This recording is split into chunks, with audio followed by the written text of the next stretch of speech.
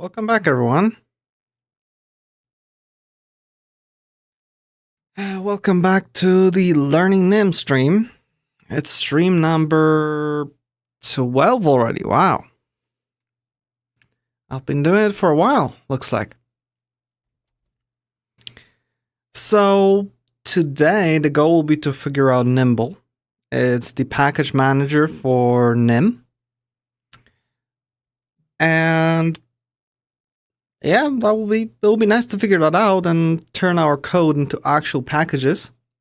Maybe not push them to their to be available for everyone to download yet, because they don't do much yet. They're not in a decent shape, but it'll be nice to know how we need to structure our code. But before we do that, first of all, like and subscribe. Write down suggestions, questions, whatever in comments during the live stream, after the live stream, whatever. All the feedback is welcome. And now that we have that aside, let's start with our usual tutorial thing before we actually delve into the library code. And the way we can do it is just by continuing with our regular tutorial. So this is the official tutorial part 1. Last time we went through iterator and all the basic types. So now we can go over internal type representation. As mentioned earlier, the built-in $sign operator, the stringify operator, turns any basic type into a string, which you can then print to the console using the echo proc. However, advanced types and your own custom types won't work with the $sign operator until you define it for them.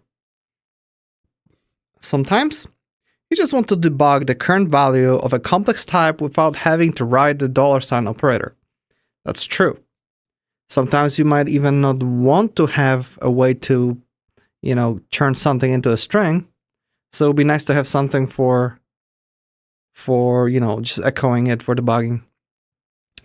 You can use then the REPR proc, I guess representation proc, which works with any type and even complex data graphs with cycles. Ooh. The following example shows that even for basic types, there is a difference between the $sign and the representation outputs. So we define a few variables: a boolean, a character, string, integer, and float. So let's see. We do echo, and then we give the my bool, which will be the echo will apply the $sign operator, and then we also print the representation of it. Okay, and we do that for all of them. So for boolean, it stays the same.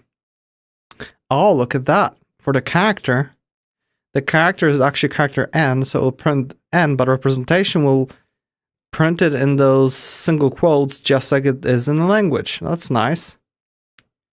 Echo my string. So the string is nim. So nim is whatever that is. Nim. What the heck? Is that like a pointer to where it's being stored or something? That's strange.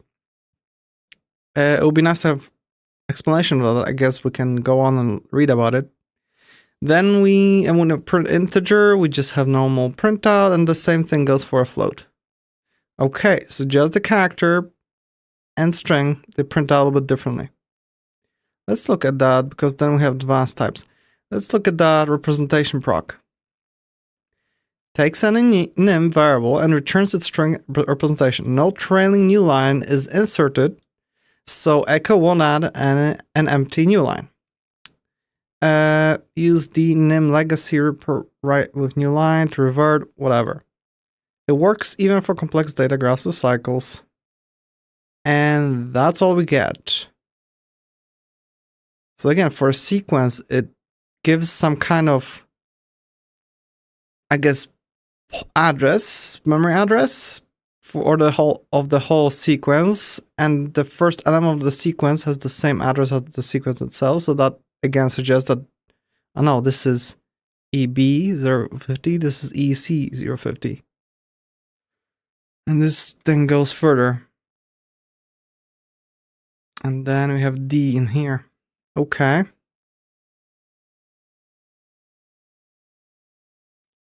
A source to read even more about it. Where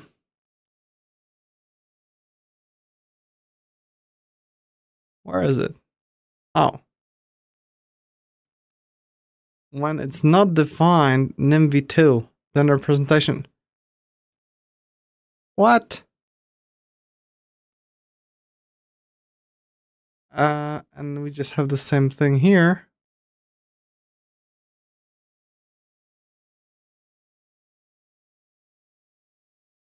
Okay.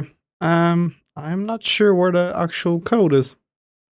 Unless this already defines that, but that doesn't make sense. We have constants, we have high-low to float and whatsoever. REPR.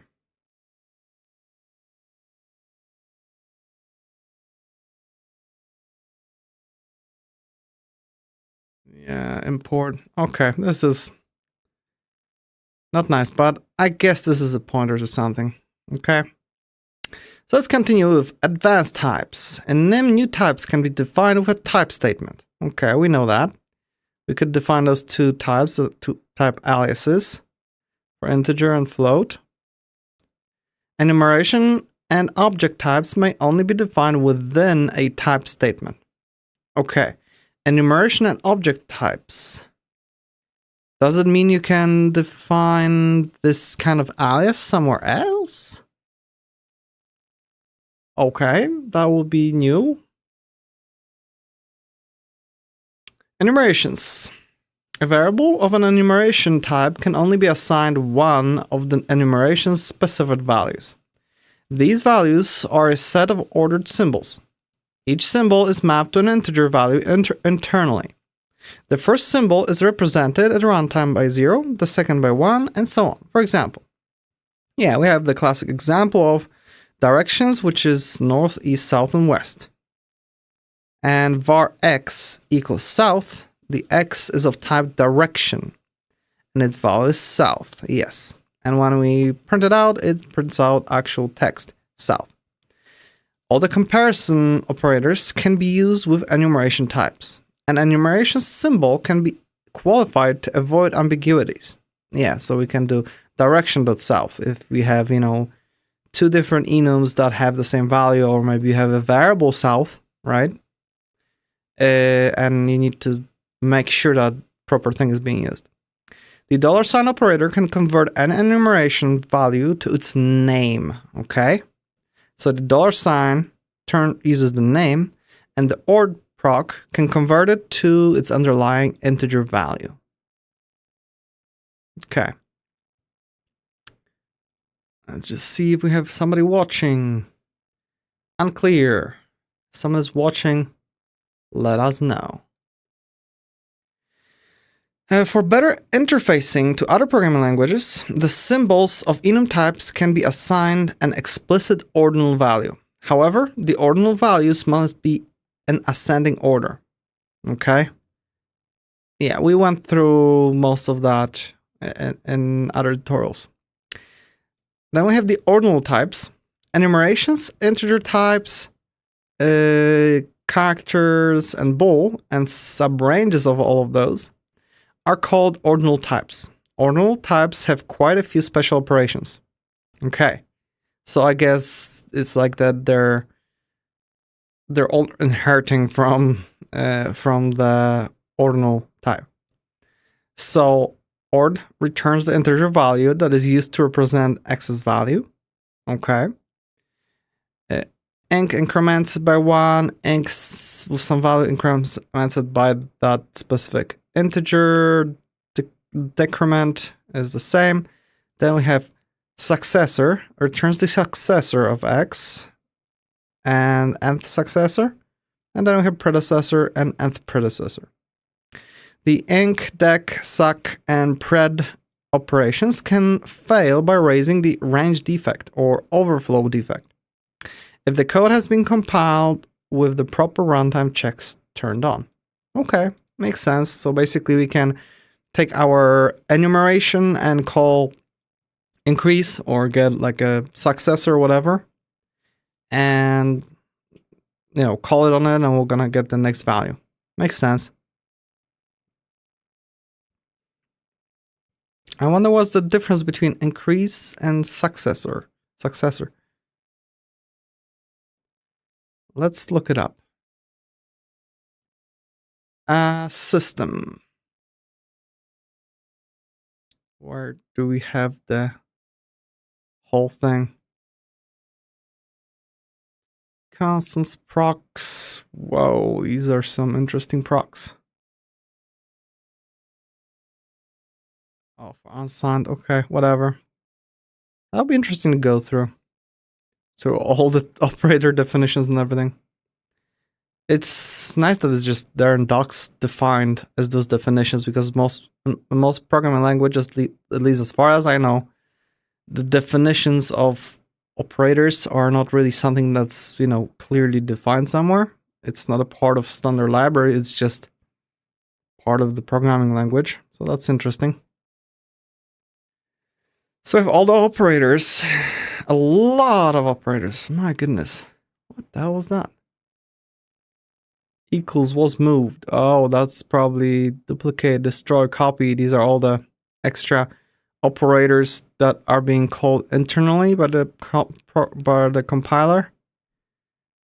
And if you really want to, you can go low level this way. Okay. And we want to go to I to get the inc. There we go. Inc increments the ordinal of x by y, right? And by default, y is 1. Okay.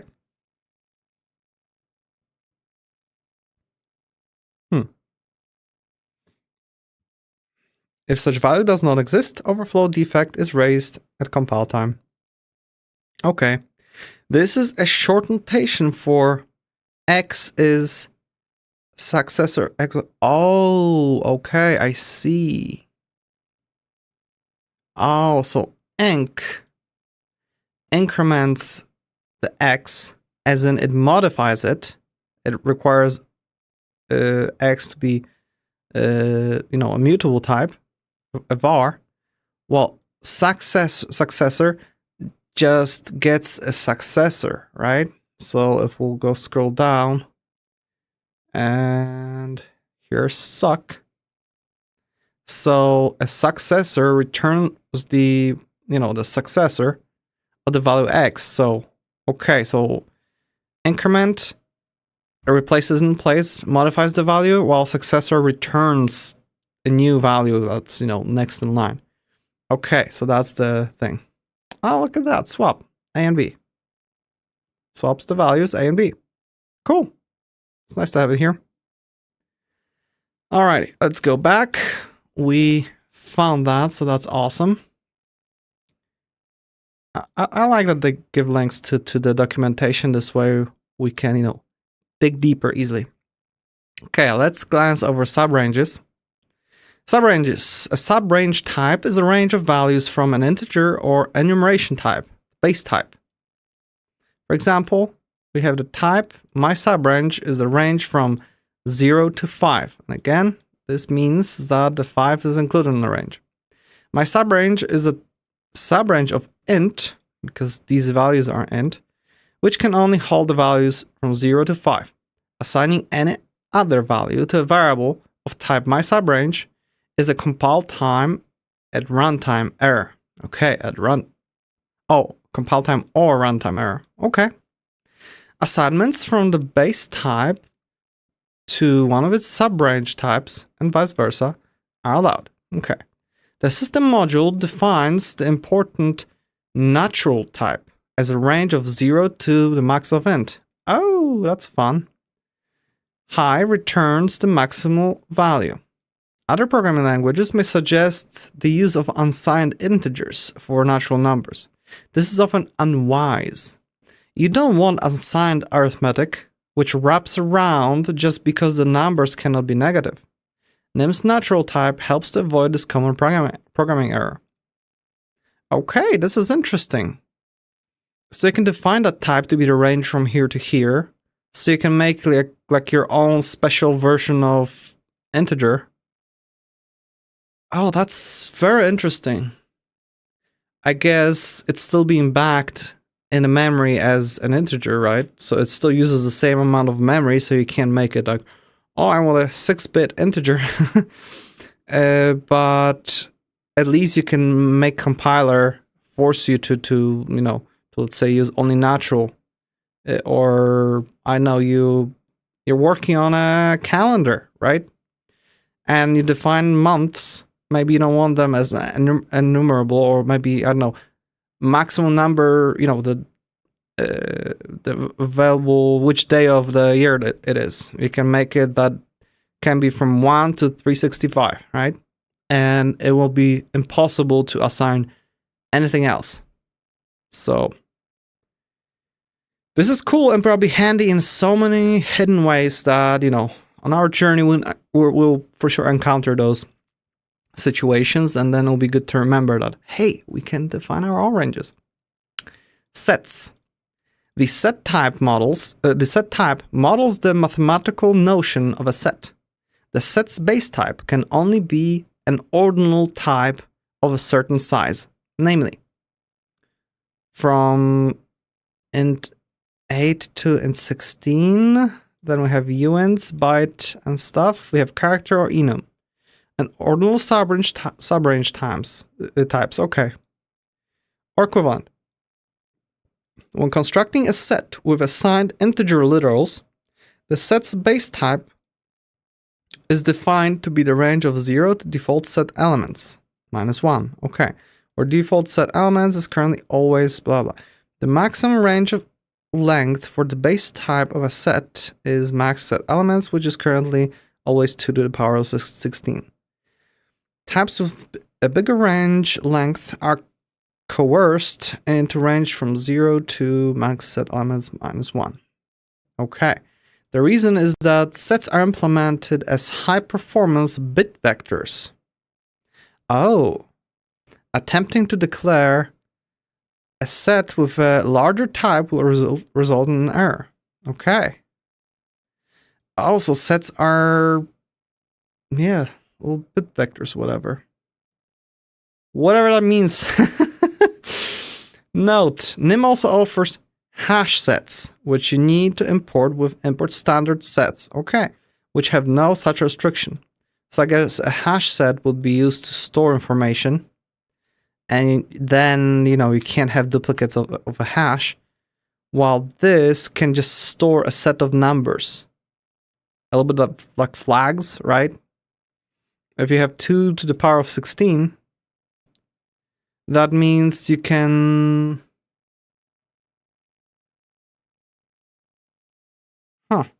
I don't know how that works. That would be interesting to explore a little bit more at some point. Because I'm confused on how would one use that. Sets can be constructed via the set constructor, which is just curly brackets. So just curly brackets is the empty set. The empty set is type compatible with any concrete set type. Okay. The constructor can also be used to include elements and ranges of elements. So we define a character set, which is a set of characters. And therefore, then we can create a variable of that. And we can assign it that it's a set from letters from A to Z and from digits from 0 to 9. This constructs a set that contains the letters and the digits. Okay.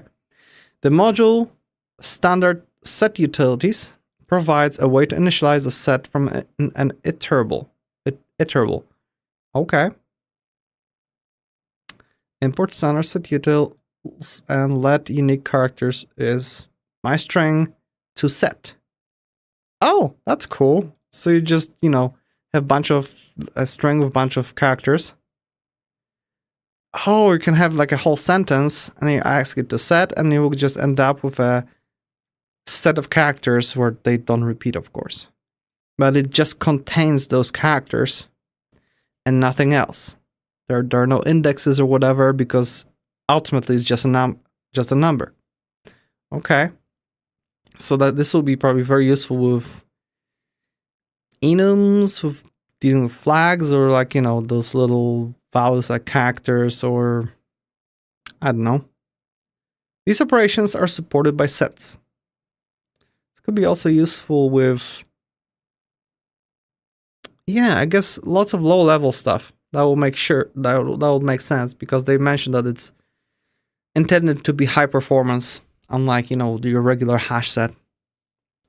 So you can get things like a union of two sets, intersection, difference, check for set equality, subset relation. Okay, A is a subset of B. Okay. Set membership, checking if something is not an A or whatever. A contains element E. The cardinality of A. Number of elements in A.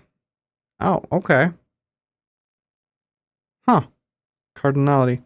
I guess if somebody that deals with math, that would be a little bit more useful for them. I don't know a lot of math. And then, include or exclude. So these are operations that modify. Okay. And then we have bit fields. Sets are often used to define a type for the flags of a procedure. Okay. This is a cleaner and type-safe solution that defining integer constants that have to be ORed together. That's it. So, that's how we store with powers of 2. Enum, sets, and casting can be used together as in. So we define a type, my flag. And we have size pragma that defines size of C integer, I guess. And that's an enum. I guess this would be, I have no idea. Very strange. A, B, C, and D. And then we say my flags, it's a set of those values, A, B, C, and D, right? And then we can define toNumber on those flags, which is integer cast to that C integer type, and F. And so that would be toNumber. So that basically turns the whole flag into an integer. So that's awesome. And then we have two flags, and that takes an integer and casts it into that set. Oh, that's cool. That is so simple. No weird stuff. And something tells me this compiles really nicely too. And we can check that empty is 0 with one element. The first one is 1, 2, 4. This will be 8, right? There we go, 8. And C will be 1 and 4, which would be 5. There we go. And when we can convert the other way around. Real nice, and you're working with sets, so it's nice and ergonomic. If you include something that's already in a set, it will just stay the same.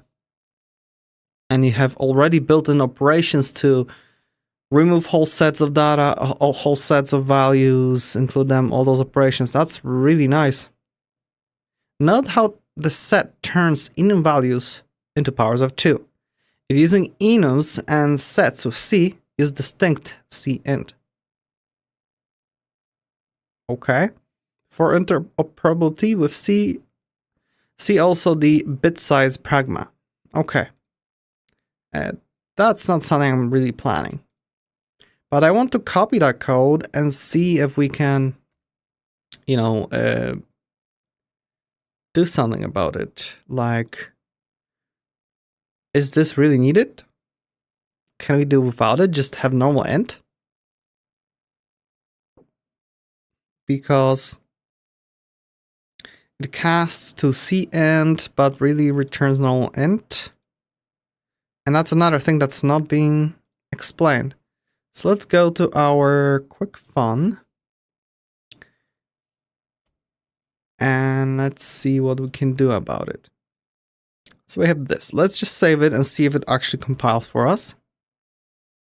It compiles. It all worked. So that's good. So what if I'm gonna remove this whole thing? Okay. Some weird sizes, size off and whatnot. Let's try to run it again. Still compiled. Can we just use integer rather than C integer? And run it. Still compiles. Everything works well. So yeah, this is a little bit simpler. So this could be useful, for example, if a common example is a common use case for something like that. Let's say you have, you're working on a game, right? And let's say the different, let's say you're trying to optimize some things. Let's say instead of using my flag, you would have something like, I don't know, entity flags, okay? Or entity flag. And it'll be something like walkable, right? Or maybe it's transparent, or maybe it's destructible, or pickable, whatever that'll be. You know, like you have a tile in your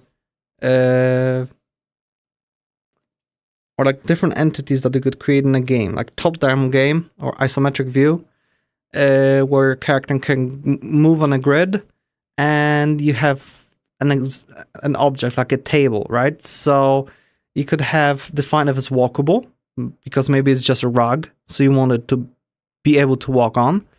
Is it transparent? Can enemies see when you're behind it? Or instead of transparent, maybe it will be blocks view, right? And destructible, can you destroy it? I don't know, flammable. What else could we do there? Like 8 values, I guess.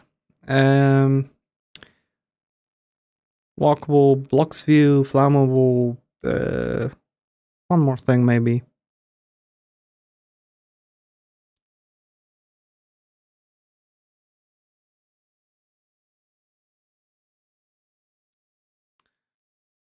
Oh gosh, I have blank brain right now.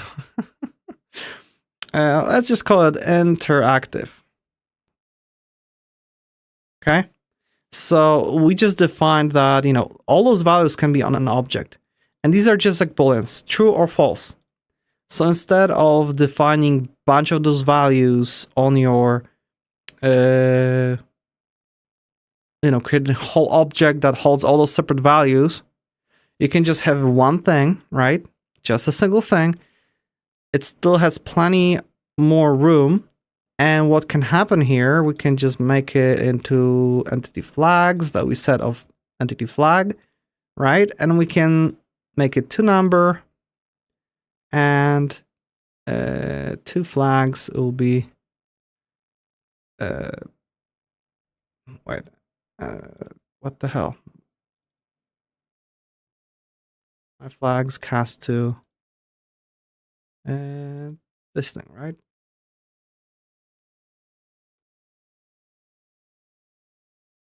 What the hell just happened? My flags, my flags. This would be that. Cast my flags. Let me just check what I did wrong. We have my flag and my flags. These are both my flags.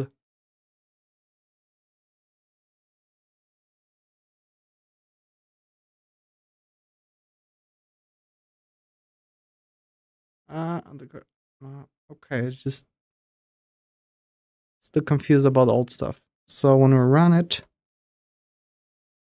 A, where did get A from? Oh, here, because we have all that. So ignoring all that, so what happens here is now you can basically, you have a single value that you deal with, and you can basically check, is flammable, right?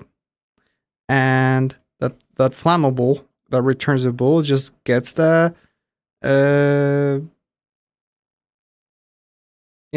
just checks if flammable is inside the flags that you have. And the thing is that because this is like just a single number, you can suddenly do like bunch of operations, massive number of operations on like lots of tiles very quickly without all the code that tries to access some fields and whatnot, whatever. Very performant code. It fits real nicely within your within the memory. You can pass it along and keeps things very lightweight. And if you have something like Minecraft, where you save a absolute ton of data, because you have 3D blocks, you have million of blocks that you want to keep track of, some special flags or values. Suddenly that will save you lots of memory and RAM, or maybe on hard drive and all that stuff. So it's really nice to see that. I really like it.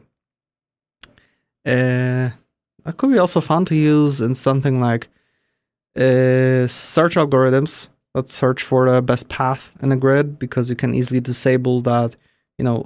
Let's say you have, again, the directions, right? Direction is enum, and we start with something like north. Then we have north, east, and east, southeast. Let's just finish that thing. Okay, so you have all the 8 directions that you could go up, down, on diagonals and whatnot. And in a search algorithm, you can make it, basically into directions, and it's just a set of directions. So you can basically set it that initially it's all possible directions that we can go, and as you go through, you eliminate different directions, because you can let's say we have var what it would be possible directions, and we start with something that has everything.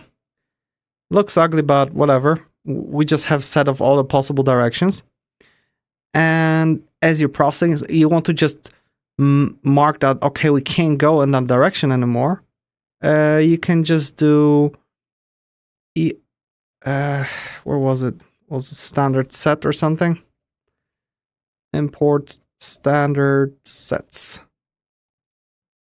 and that was excl.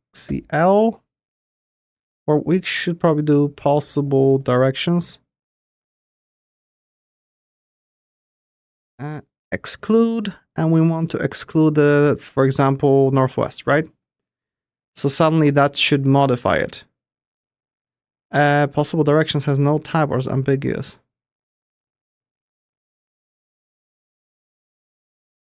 Typo. Yeah, and that's how we can just remove it. And you go on, you operate on those things very quickly. You don't need any special procedures.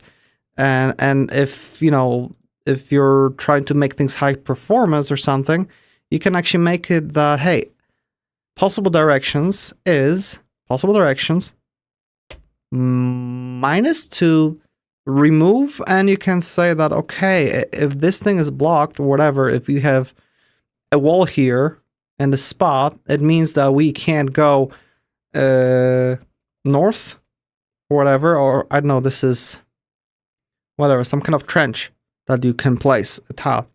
That means that you can't go neither north or south.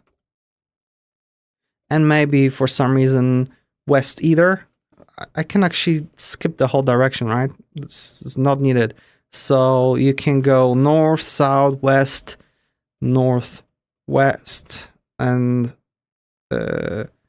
southwest, okay? And in that one line, we just blocked off whole set of things. And we still store it super efficiently because this thing is just a single integer, which is just...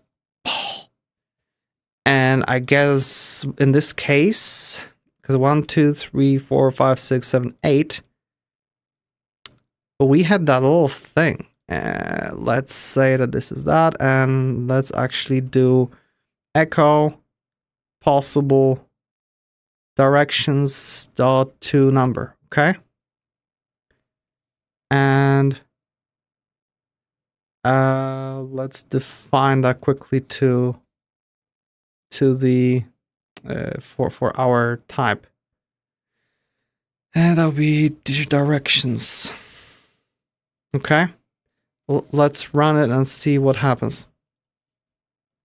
I'm actually curious. Yeah, that's number 14, all those. So we can we do like echo possible directions and then the like equals and show the number? Or we can't print out possible directions because it doesn't have the type. Yeah, it doesn't have representation, so with REPR. There we go. Can we run it now? Nope. Possible directions. There we go. So all we have left is northeast, east, and southeast, and it's just 14. While if we will print it out before, it should have all of them possible, right? Save and run. Tunum.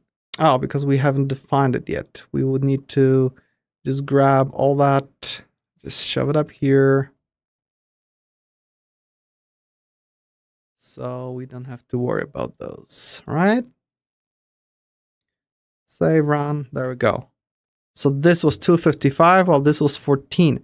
So that makes me wonder, because right now I think it defaults to be an integer backing it, but really we could go something more fun.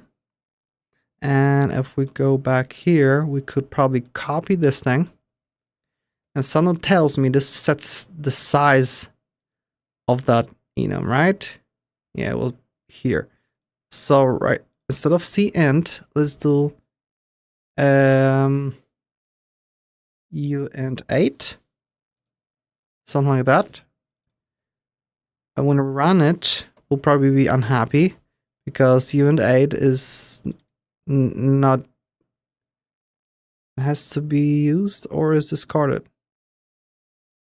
So basically we just need to make sure that when we're doing direction to number, we're using uint8.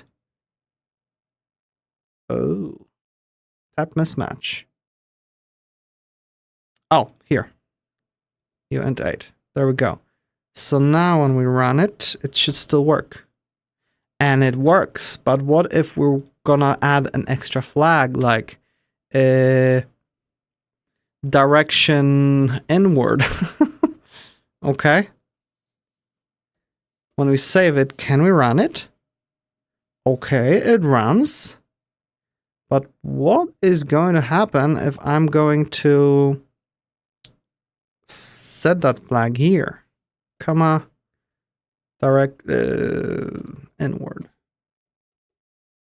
This is so unreadable. Let's get rid of this bunch of direction. Okay. Oh, this is nicer. So what happens now? Because, oh, it's still just 255, no matter if it has inward or not. I guess because we defined this, it just totally ignores if that exists or not. If we would get rid of that part and, you know, make it default to integer and run it, we should have greater value. There we go. So we can actually limit it. But now the other thing is, because with our toNumber, let me just get rid of the other entity flag and whatever. We don't need noise right now. Okay. So what if I'm going to, because our toNum proc, it basically takes our flag, our directions, and casts it as unsigned integer 8. So basically character from numbers from 0 to 255, right? It forces that. And here we decide that we also store it that way. So what if just in parallel, I will just say that we're gonna cast it to an integer, while we have here that it's backed by, like, you know, stored as an int 8, unsigned int 8. If it's stored like that, but we just cast it to integer, it should still give us just 255, even though, I mean, 255 instead of 511 that we should get. So let's see. Oh, we got 511. What the heck? So what does that do? I don't know.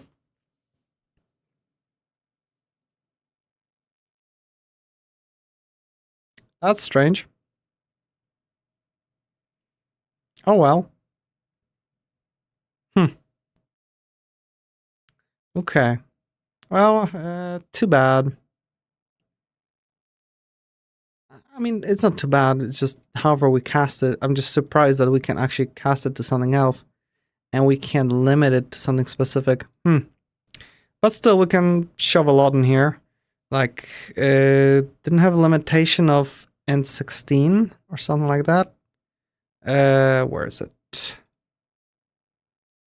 Because that was sets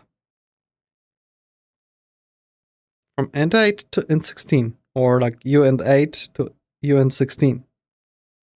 Okay, so we can basically store maximum of 16 flags in one thing. Okay. All right. Maximum 16. Okay, makes sense. Okay, let's move on. Oh, we're going through advanced types. We would have arrays now, sequences. Okay, let's stop here because we just talked for 45 minutes just about those few types. So let me just write down, just in case I lose it, that we finished at arrays. And we'll continue with that on Monday. At least it'll be Monday for me. For most of my viewers, which I expect is probably Europe, considering the NIM survey suggests that average NIM user is a software engineer that has at least 10 years of experience and lives in Europe.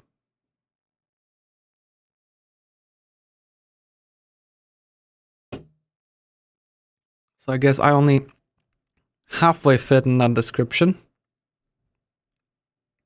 because I have over 10 years of experience with programming, but less professional experience.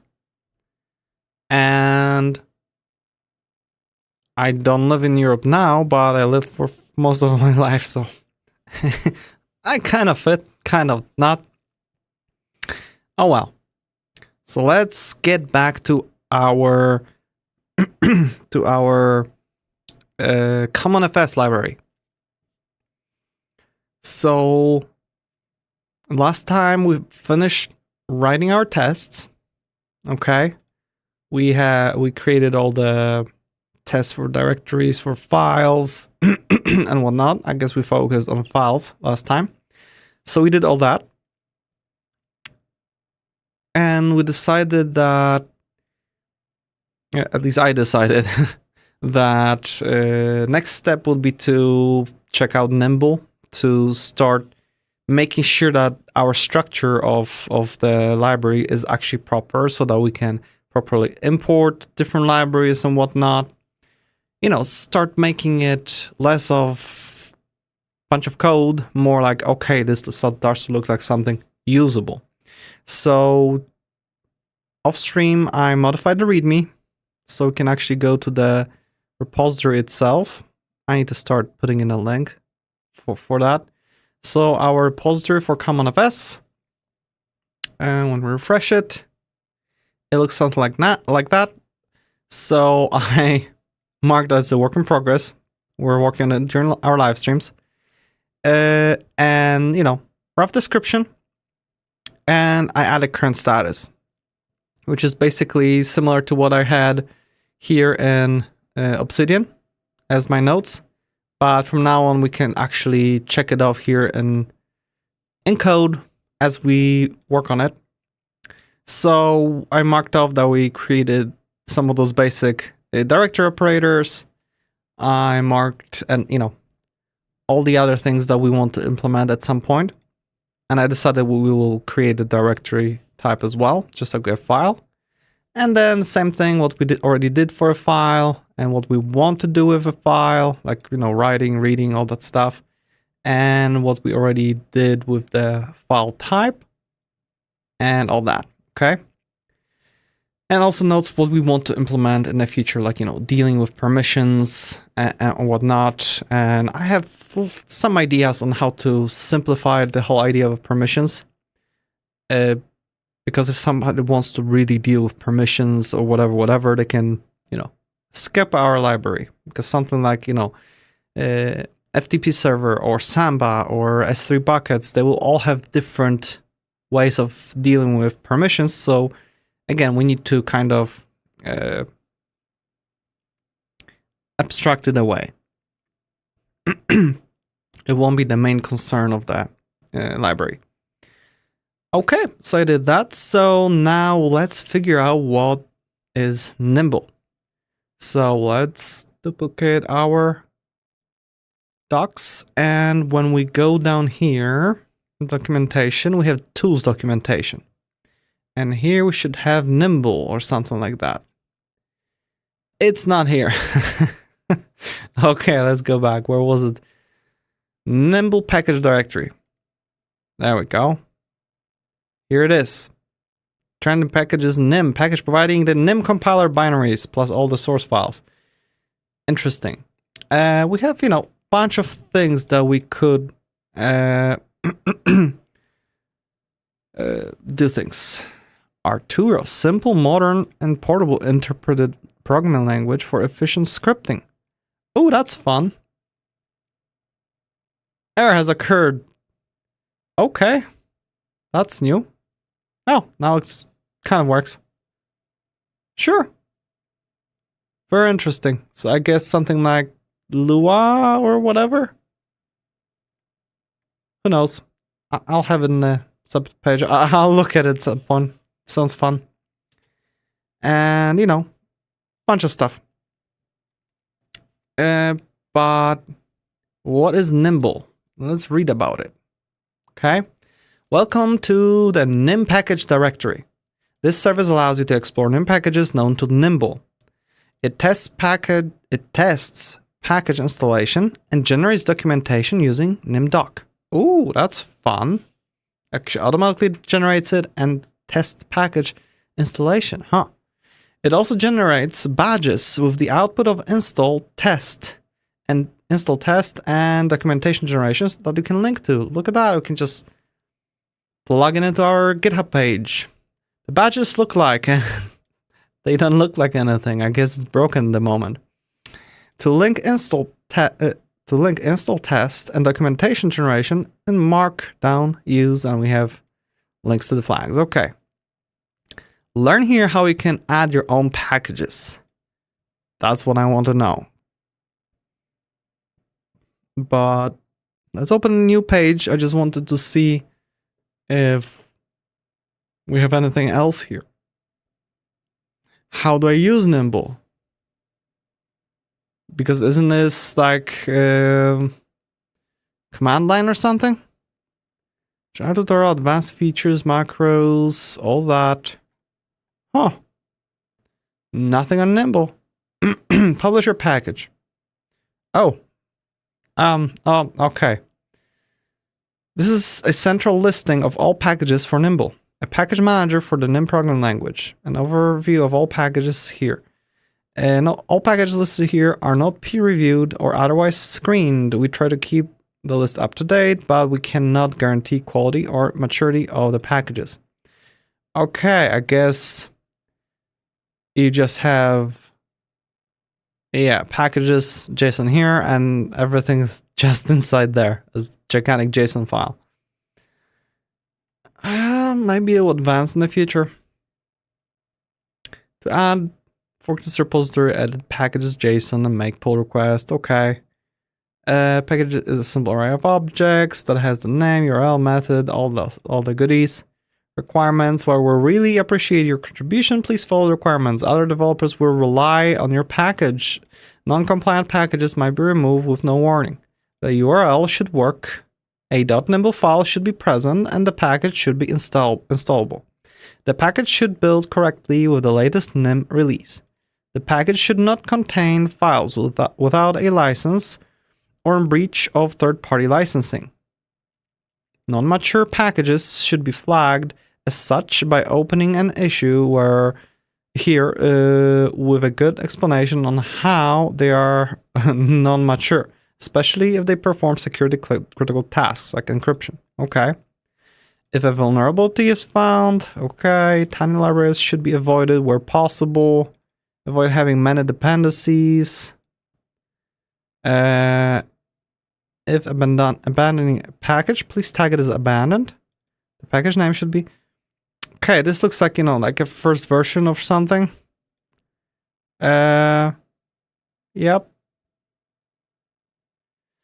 Your package may be removed if the URL stops working. Okay. So if you remove your package from GitHub or whatever, it might just stop working. And releasing new package version. The version number of the directory is derived from git tags, not the version field in the Nimble script. To release a new version of the package, follow the instructions from Nimble README. Okay. So increase the version of Nimble, commit your changes, tag release, for example, routing git tag, blah, blah, and push your tags and commits. Okay, so it's just tag, and you can actually, on GitHub, you can make a release that automatically creates that tag, so you have like, a nice little releases thing where somebody can just download the whole zip or whatever. So that's cool. Renaming and, oh yeah, alt name and alias. Huh. Okay.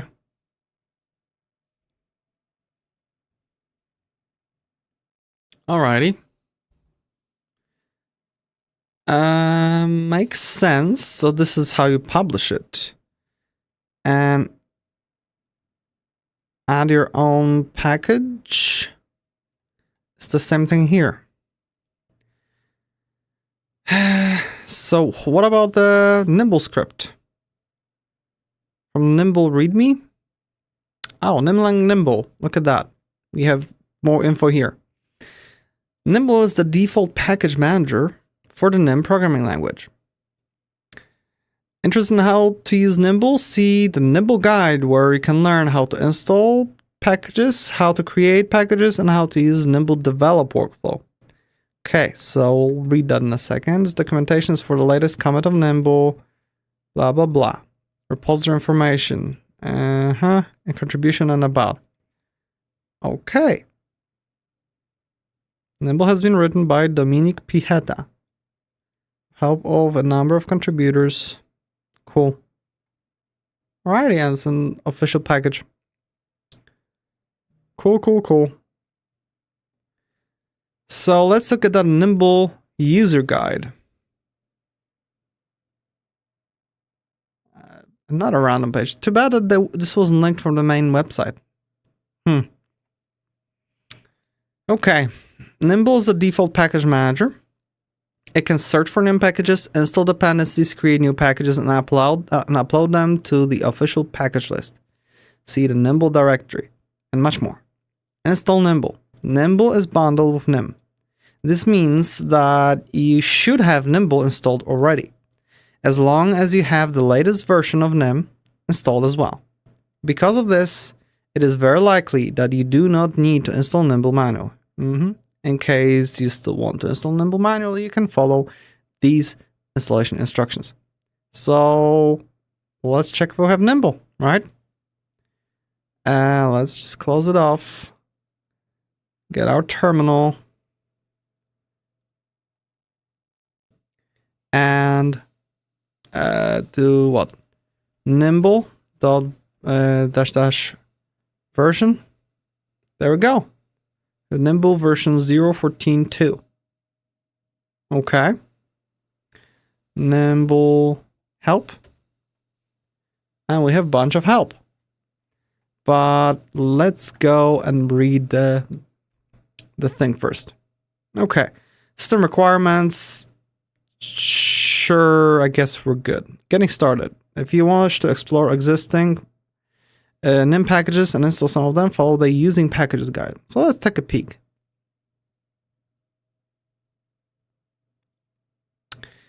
Use existing Nimble packages. While NIM has a relatively large standard library, chances are that at some point you will want to use some third-party library. In the following sections, we will show you the most used Nimble commands for that purpose. This is probably better to read on the stream. Nimble install. The Nimble install command will download and install a package. Okay, so npm install, similar. You need to pass the name of the package or packages you want to install. If any of the packages depend on other Nimble packages, Nimble will also install them. Okay, sure. So we do Nimble install make, whatever that is, and it will basically do everything for you, standard, JavaScript-like way, I guess. Hopefully just, less heavy. Yeah, some other languages have something similar. Maybe I'll do that, it'll be easier. Nimble always fetches and installs the latest version of the package. Note that the latest version is defined as the latest tagged version on a Git or Mercurial repository. If the package has no tagged versions, then the latest commit in the remote repository will be installed. If you already have that version installed, Nimble will ask you whether you wish to override your local copy. Okay. Installing a specific version. Okay. So we can you can force Nimble to download the latest commit from the package's repo. So we do Nimble install the name of the package. Then we're at and whatever you call it, hash symbol, head. Okay. Okay, so I guess this combination that means that this is the head, okay? Or probably the commit hash or whatever. This is, of course, Git specific. For Mercurial, use tip instead of head. A branch, tag, or commit hash may also be specified in the place of head. Instead of specifying a version control system branch, you may also specify a concrete version or a version range. For example, you can install at 0.5, so I guess that would be version 0.5. Or, and this is like in quotes, larger than, at least 0.5 up. Okay? And we have the following version selector operators are available. So we have exact version, higher version, lower, at least. Install the latest compatible version according to some version. Okay. So this is specific using some version. Install the latest version by increasing the last given digit. Okay.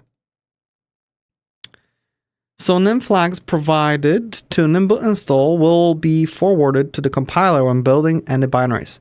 Such compiler flags can be made persistent by using nim configuration files.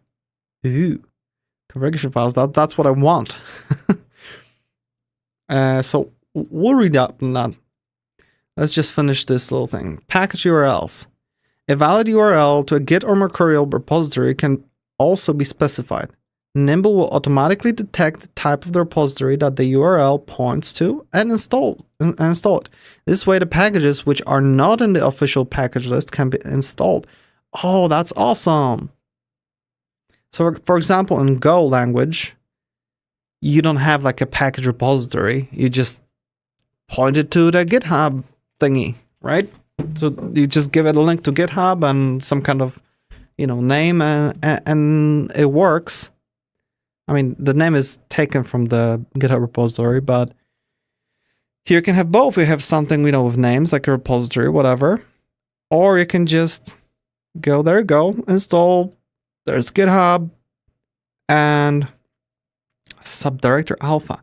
For repositories containing the Nimble package in a subdirectory, you can instruct Nimble about the location of your package using the subdirectory query parameter. For example, oh, that's awesome. That means that, we can have one repository with, which has several directories in that repository, and each directory is a separate little package. And that means that you can just pick and choose by, importing straight from that GitHub repository with, hey, I want to grab a package that's in that subdirectory. That is awesome. That simplifies a lot because, if you want to make a bunch of helpers, maybe just for yourself, so you don't even push them to the package manager or whatever, you just do that and you just pick and choose whatever you want. I really like it. Nice and simple. Local package development. Okay, the install command can also be used for locally testing or developing a Nimble package by leaving out the package name parameter. Your current working directory must be a Nimble package and contain a valid package.nimble file. Okay, Nimble will install the package residing in the current working directory. When you don't specify a package name and the directory contains a package.nimble file. This can be used for developers who are locally testing their .nimble files before submitting them to the official package list. Okay? So we'll have the guide for creating packages. Okay? So we can use local ones. Dependencies required for developing or testing a project can be installed by passing dependencies only, without specifying a package name. Okay. Nimble will then install any missing dependencies listed in the package.nimble file in the current working directory. Note that dependencies will be installed globally. Okay. For example, to install the dependencies for a Nimble project, my package, we just do Nimble install and dependencies only. Okay, so I guess this would mean that you can have a project set up that you're working on, like an application or whatever. And just like when you do npm install, it looks for, package.json. Here we'll look for, package.nimble, right? And that's it. Oh, Nimble will then install any missing listed in the package.nimble file. Well, here is .nimble file. What's the difference? .nimble versus package.nimble.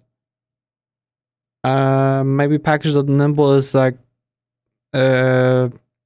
package.json, while .nimble is what will be used if you publish it. Two separate things. But here again, we have that.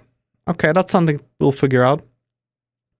But yeah, you can just do that, and dependencies only will basically make sure that weird. Okay. Confusing. I guess I'm not reading well. Okay. Hello again, Yanakali. Yanakali says that it should be name of your package.nimble. Okay, that clears a lot. Thank you for that.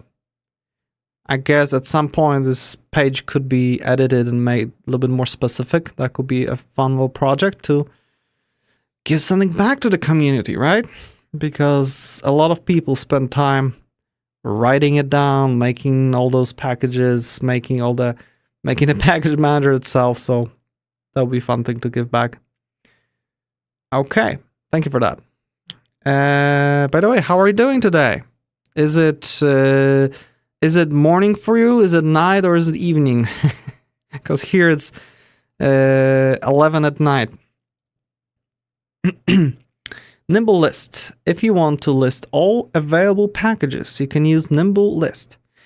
But beware, it's a very long and not very useful list. It might be better to use Nimble search, which is explained below, to search for a specific package. Okay, if you want to see a list of locally installed packages and their versions, use -- installed flag. Okay, so Nimble list I. I will run that. Nimble list I. Wow, I already have installed packages.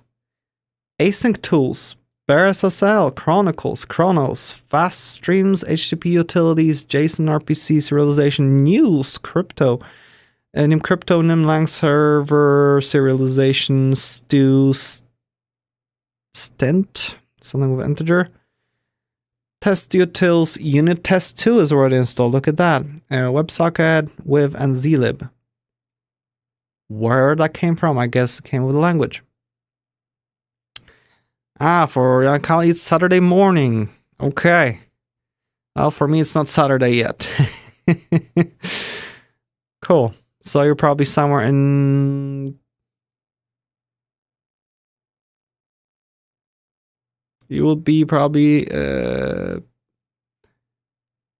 somewhere like, what is it, Eastern Europe or some areas of Turkey. I don't know, probably. Oh, Asia, okay. Even further, okay. Yeah, a few more hours. Nice, I wouldn't expect that somebody from Asia will be watching me. I guess I'm not used to streaming and being on the internets. Okay.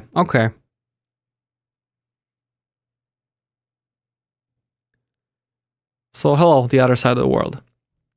Nimble search. If you don't want to go through the whole output of the list command, you can use the search command, specifying as parameters the package name and or tags you want to filter. Nimble will look into the known list of available packages and display only those that match the specified keywords, which can be substrings. For example, Nimble search math. And we have one thing, another thing. Okay. And because packages can have, tags to it. So let's say I wanted to search for something with game development, right? So Nimble search game. And we have, a long list. Holy moly, a long list. GameLib, Ling, AGL, SDL2, Fmod. Oh, okay. That's fun. Steam. Why not? itch.io. Nailib, isn't that? Oh, that's for Raylib. Okay. Steamworks.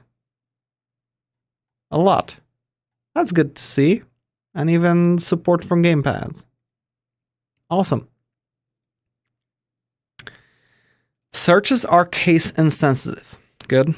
An optional version parameter can be specified to tell Nimble to query remote Git repositories for the list of versions of the packages and then print the versions.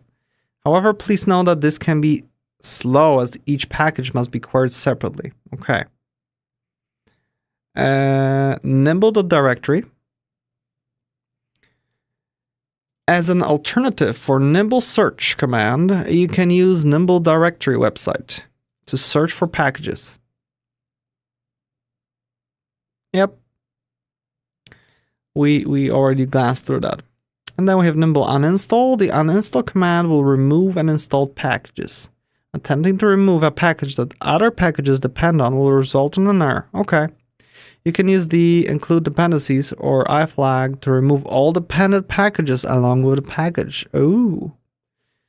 Yeah, I guess if you don't like some kind of package, you don't want to use it, you just force it including dependencies and see what breaks. Similar to the install command, you can specify a version range. Okay, so uninstall that specific version. Nimble refresh. The refresh command is used to fetch and update the list of Nimble packages. There is no automatic update mechanism, so you need to run this yourself if you need to refresh your local list of known available Nimble packages. Oh, so this is just for the list. So this is something like you would do on Linux. Apt, what was it? Update? Okay. So let's do that. Nimble refresh. Oh, that's it. Okay. Package lists can be specified in Nimble config. You can also optionally supply this command with a URL if you would like to use a third-party package list. Yeah, I guess you could make your own little separate package list that, you know, you use for... I wonder if you could do it per project, where if in your own project you could specify what is your package list, and you could have your own GitHub repository that, for example, either forks the existing one, the main one, and it adds some of your own. In my case, I would probably use something like Valtown to just make a little endpoint that whenever you request data from it, it combines the official JSON file from the official directory, Nimble directory, with your own list on the go and just returns it, and there we go. This is fun. I like it. I really like it. They can make their own little things. At the same time, because we're just dealing with URLs, I can instantly think like, oh, this could be exploited by bad actors, because if they can make your request to that official repository go off the rails and reach out their servers, they could point Nimble to bad versions, you know, of those packages, and suddenly your software is compromised. Interesting option.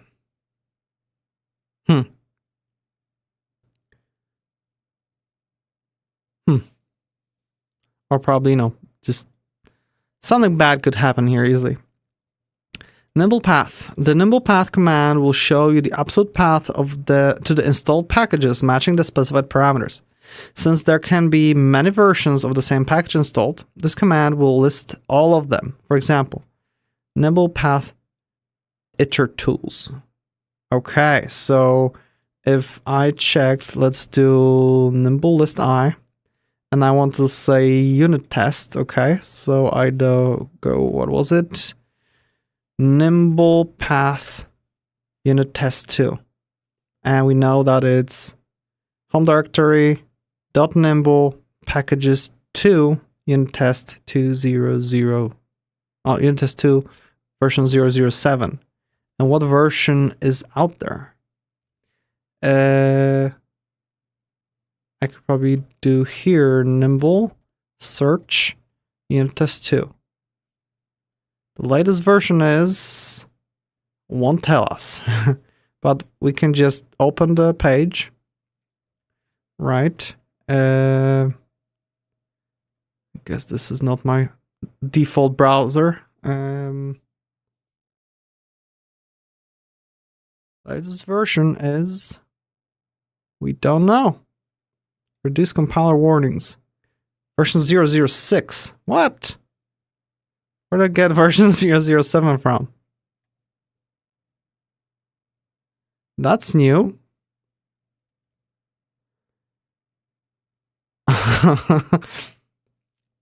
I mean, I clearly have version 007.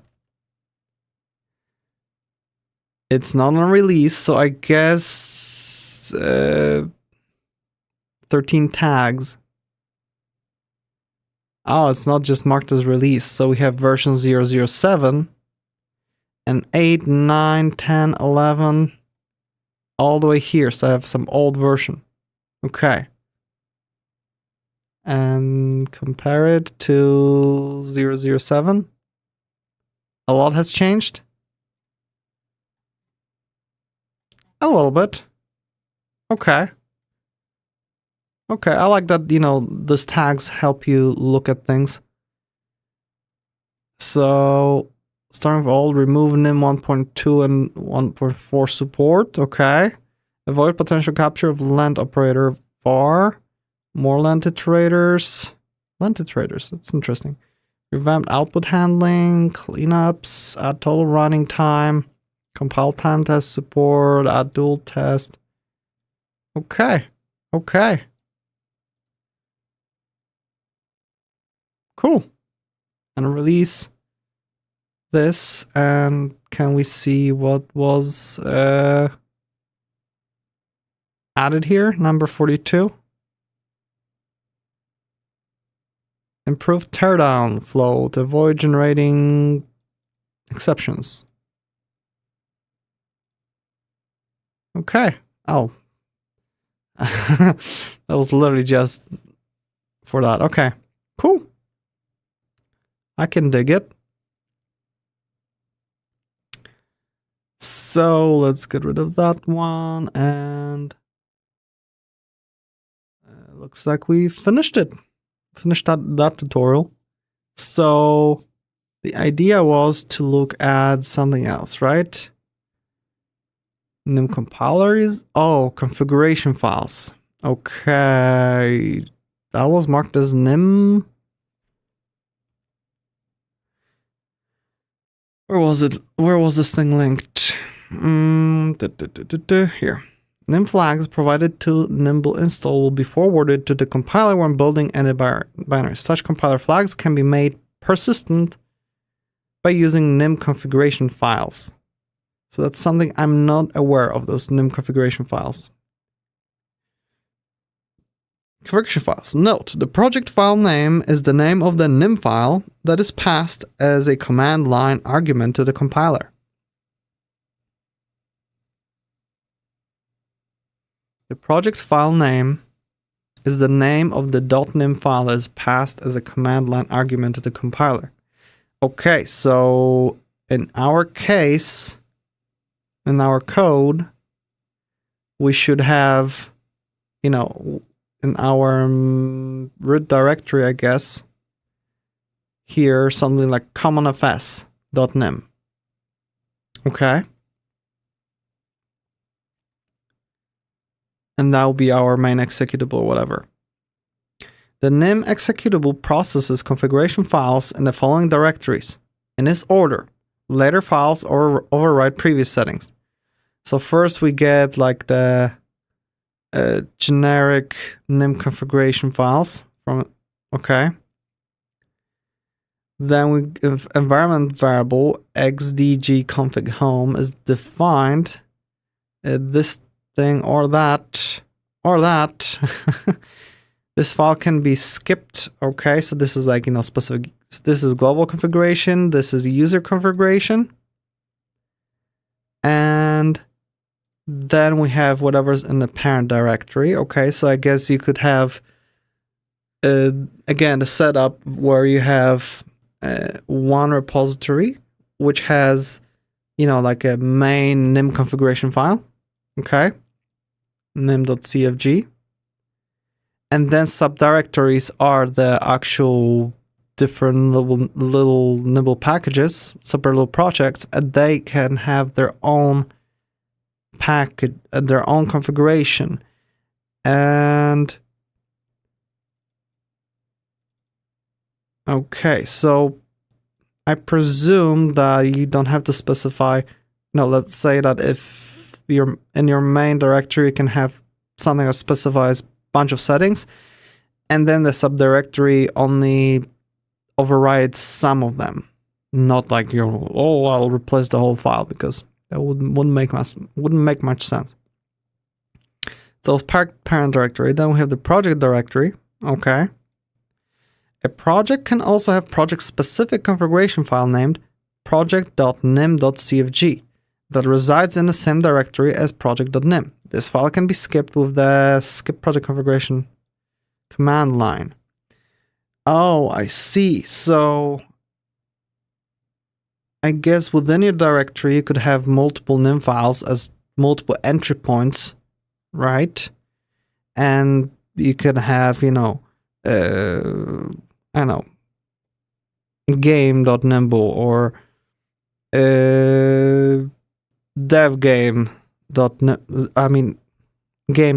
or devgame.nim or who knows, release.nim or whatever. And these will be different entry points that maybe, define more stuff in your code. Like development version would import more things and whatnot, and you could have specific nim things there. Okay. Command line settings have priority over configuration file settings. The default build of a project is a debug build. To compile a release build, define the release symbol. Okay, yeah, so you do the flag -d and release. Or to compile a dangerous release build, do the danger. So I guess this will be without all the safety checks. So it's, a little bit faster, but you need to be extra careful. Search path handling. Nim has a constant global search path. Okay. And that is query to determine where to find important modules or included files. If multiple files are found, an ambiguity error is produced. Okay. We can do nim dump shows the contents of the path. Really. Let's make nim dump. Nim dump. And that's a long list. What does it say? List of currently defined symbols.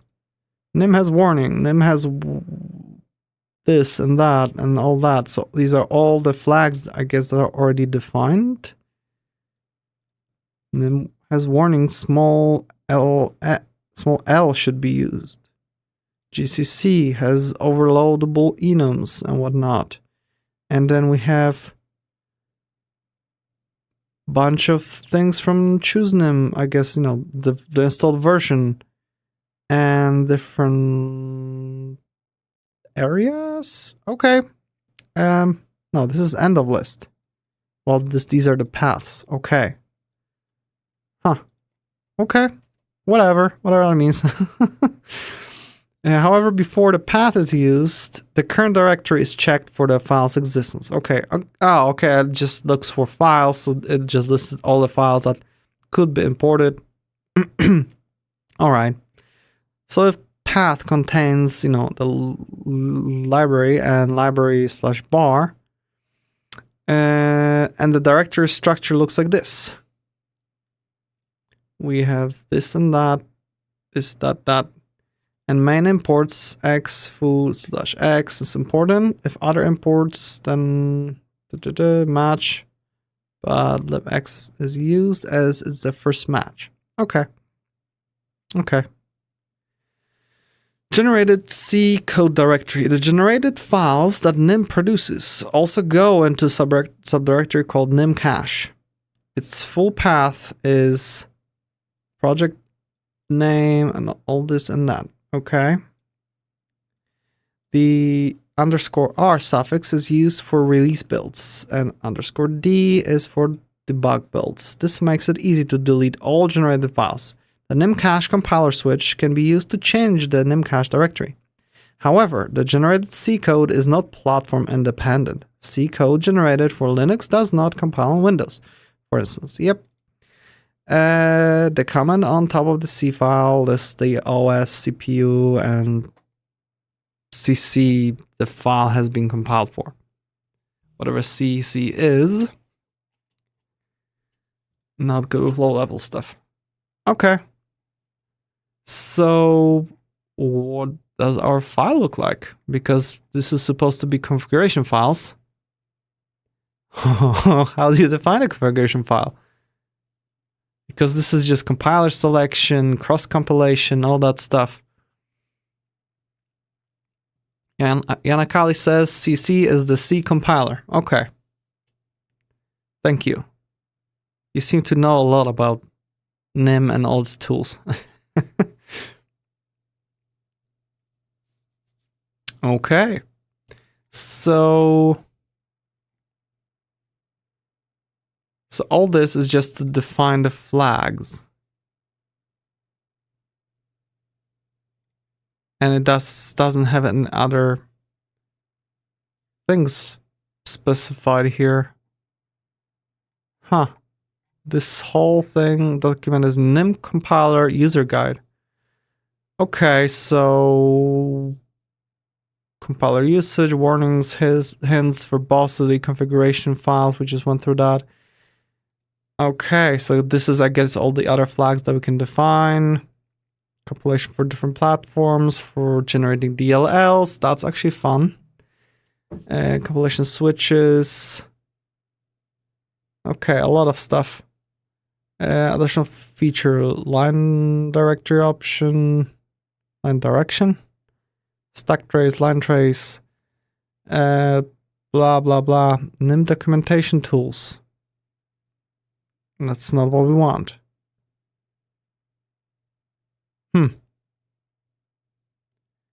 Okay, that's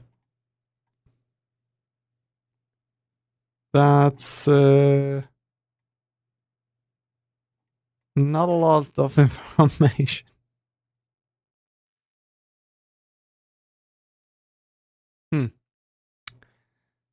So how do we define the Nimble thing, right? Create packages guide. That's how to create package. I guess we'll learn something here. Nimble init. In this guide, you will find the information on how to create and publish new Nimble packages. Nimble init, just like npm init. The easiest and recommended way to start a new Nimble project, not package, right? Is to run Nimble init in the directory in which you want to create a package and follow the steps in the wizard. So, init info requires info which could not be inferred, which default values, whatever. So the name for the package, the name of the author, the source directory, what package that is, if it's a library, it's a binary, or maybe hybrid. Okay. And yeah. Okay, that's simple. So let's try to do that. Let's clear all that. We're in our CommonFS directory. So let's do Nimble init. Initialization requires info. Using CommonFS for the package name, using xconti for package author, and using source for new package source directory. Package type, this will be a library, okay? Initial version of the package, 010 is fine. Package description. Let's copy it from the repo for now.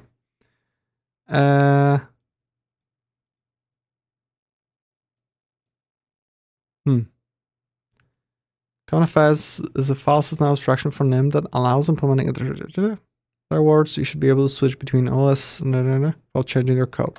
Sure, why not? And you want to paste 3 lines? Paste as 1 line. Yes. Oops. Oh, you can't go left and right.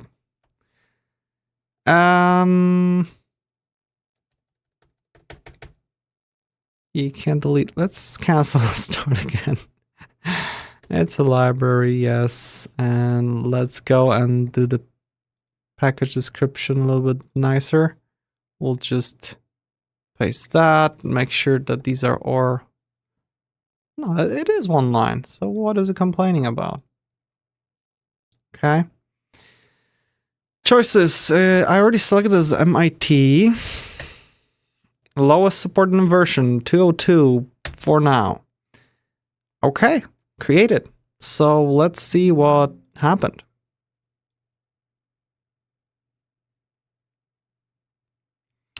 Oh, and Akali says that he is also learning Nim.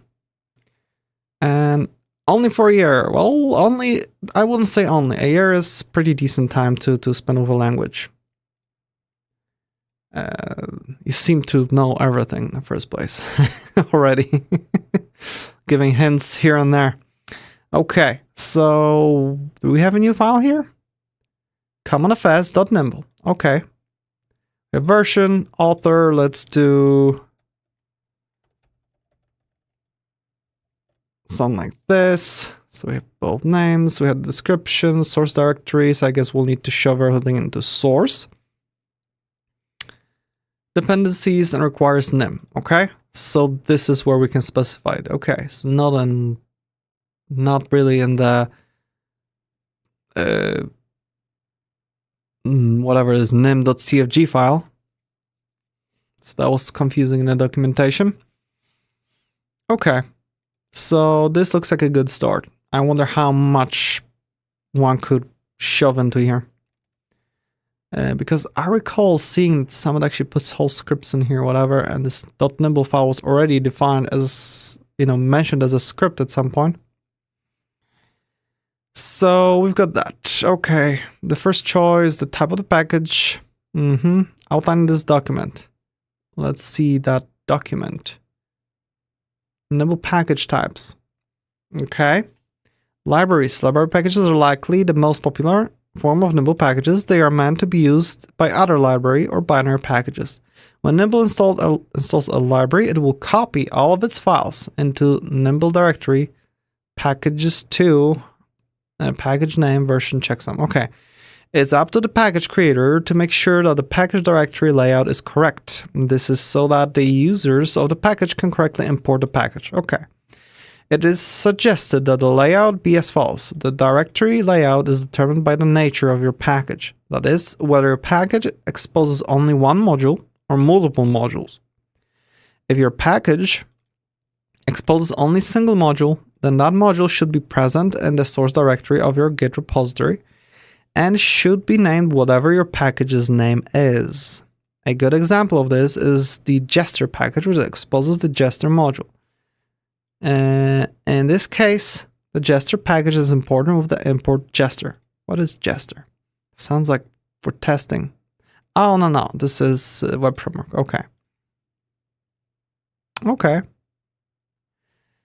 If your package exposes multiple modules, then the modules should be in a package name directory. This will allow for a certain measure of isolation from other packages, which expose modules with the same names. In this case, the package modules will be imported with import package name / module. Okay. Okay, so like standard library, right? Here's a simple example of multi-module library package called cool. So we have the cool, and we have something here, and then we have the cool Nimble above that, okay? So, okay, package name, module. What about the source directory? I guess by default is src, right? So, if you're only a single module, then that module should be present in the source directory of your Git repository. Okay. Well, if you have the multiple, then you do the different thing, and I guess change it up. In regards to modules which you do not wish to be exposed, you should place them in package/private directory. Your modules may then import these private modules with import package name private module. This directory structure may be enforced in the future. Okay, all files and folders in the directory where the .nimble file resides will be copied as is. You can, however, skip some directories or files by setting the skip directories, skip files, or skip extensions options in your Nimble file. Directories and files can also be specified on a whitelist basis. If you specify either install directories, install files, install extensions, then Nimble will only install the files specified. Okay, makes sense. So there's some control over that. And types. Then you have binary packages. These are application packages that will require building prior to installation.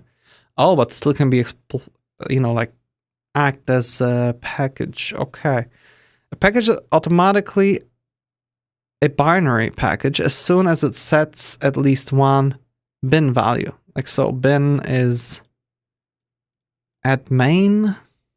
In this case, when Nimble install is invoked, Nimble will build the main nim file, okay, copy it to Nimble packages package version checksum, and subsequently create a symlink to the binary and Nimble bin. On Windows, a .com cmd file is created instead.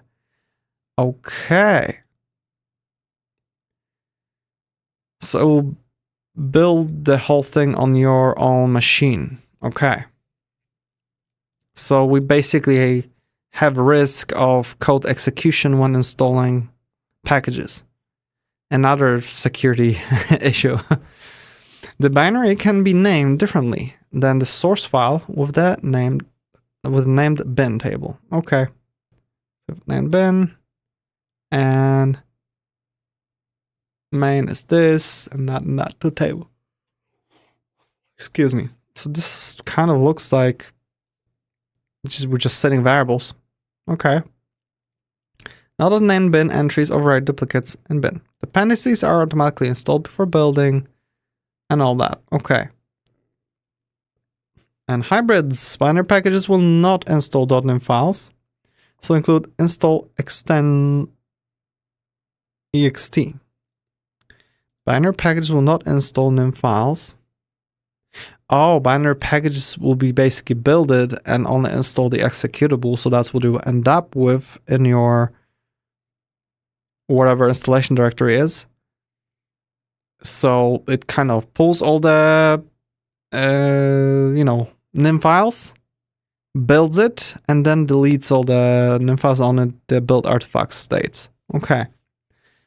Or hybrid looks like you can also include the install extensions nim in your Nimble file if you intend for a package to be a hybrid binary library combo. Interesting.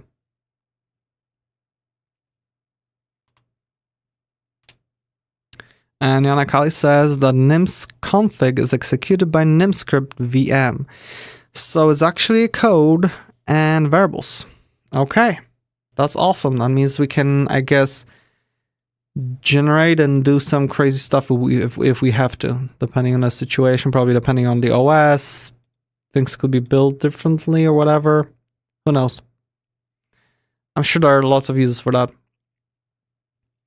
Historically, binaries that share the name of the package name directory that contains additional name files require workarounds. This is now handled behind the scenes. Okay, by appending an out extension to the binary, blah, blah, blah. Okay, good. Wonder what one could use binary packages for that we built the whole binary. I guess for installing tools, I guess.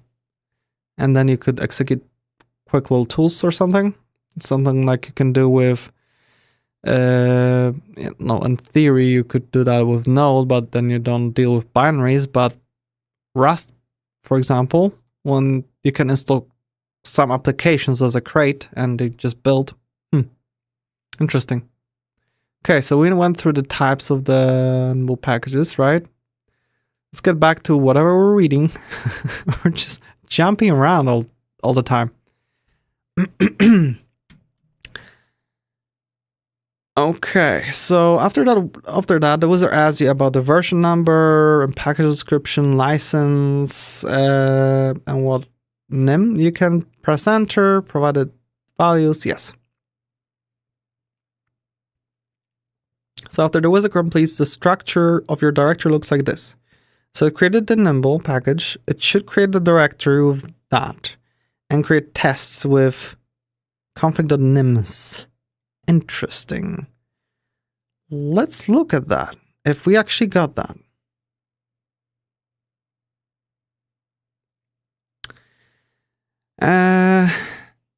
Nimakali says, wasn't there a big controversy with Rust and pre-built packages recently? Quite possibly. I know about lots of there was a lot of controversies with Rust, but I don't know what about pre-built packages. I don't really look at those. I don't follow Rust as much. I tried learning Rust a few times. I could do some stuff in it, but at the end, it just felt like, I don't know, just constant uphill. It wasn't fun for me. So we got a source directory. We have CommonFS Nim. This is just an example to get you started. It exports the API, which is this, okay? And then we have also the directory CommonFS, where we have a submodule. This is just an example to get you started. Users of your library will import this file using import CommonFS/submodule. Okay, so this is like that, but inside the source folder. Okay, makes sense. And this could be type submodule. It's object name string. Oh, okay, like we want to provide a type submodule. Okay. And we also export in its submodule. Excuse me. Okay. That's very clear. What about tests? It added a few things. It added the test1 nim, import unit test, and import CommonFS. Okay. So even though this is in tests, it can import CommonFS just like that. And then test and check and all that. Okay. What is config.nims? Switch path with project directory ... Okay, I guess this allows us to import like that. Random nims. Okay, let's keep reading. We'll hopefully learn what nims is. Okay, the answers you provided are stored in the .nimble file. Yeah, we looked at that. So project structure. For a package named foobar, and the recommended project structure is following. I wonder if anybody remembers like music player foobar. That was my go-to thing. I hated Winamp. I loved foobar. Okay, so yeah, the directory, we have license and readme. We have the .nimble file. Then we have source with our source files. Then we have tests, config nims, and first test, second test. How do we run all tests? When source files are placed in a source directory, the Nimble file must contain source directory source. When source files are placed in the source directory, the Nimble needs to specify that. Yeah. And when introducing more modules into your package, you should place them in a separate directory. Yep. So we already got an example of that. You may wish to hide certain modules in your package with the private. Okay, so we just add private and we have our hidden stuff here. Okay. So I guess if we export whatever is within here, we can still import them here within those, but not the other way around. So .nimble file, as seen above, Nimble init creates the basic nim file. It can be modified to add more dependencies or create custom tasks. Ooh, tasks. I like that. Dependencies. If your package relies on other dependencies, you need to add them to the Nimble file. Nimble currently supports the installation of packages from local directory, a Git repository, and a Maccaria repository. Okay, so it requires nim. I guess that's why the #1 package in Nimble directory is nim. It just specifies the whole version of the language. Require fizzbuzz. Okay, so I guess that's the name of the package. Requires in here we just specify the repository. And this also requires foobar. I guess we're not in here anymore. So we can just specify again name of the library, but instead of version, we just say whatever's the freshest. Okay. Versions of clone packages via Git or Mercurial are determined through the repository's tags. We learned about that. It needs to be downloaded. Nimble will check the clone repository's tags list. Okay. No tags exists. We'll take the head. If they exist, it will just, do things. And again, we have this repeated here. So that's interesting that we have it twice in 2 areas. Here are some examples. Yep, how to use them. Yep, that makes sense. Nimscript compatibility. The Nimble file is very flexible because it is interpreted using Nimscript. I like that. Because of Nim's flexibility, the definitions remain declarative, with the added ability to use the Nim language to enrich your package specification. For example, you can define dependencies for specific platforms using Nim's when statement. Okay, so when we're on Mac OS, we're just using this, while on Windows, we do this.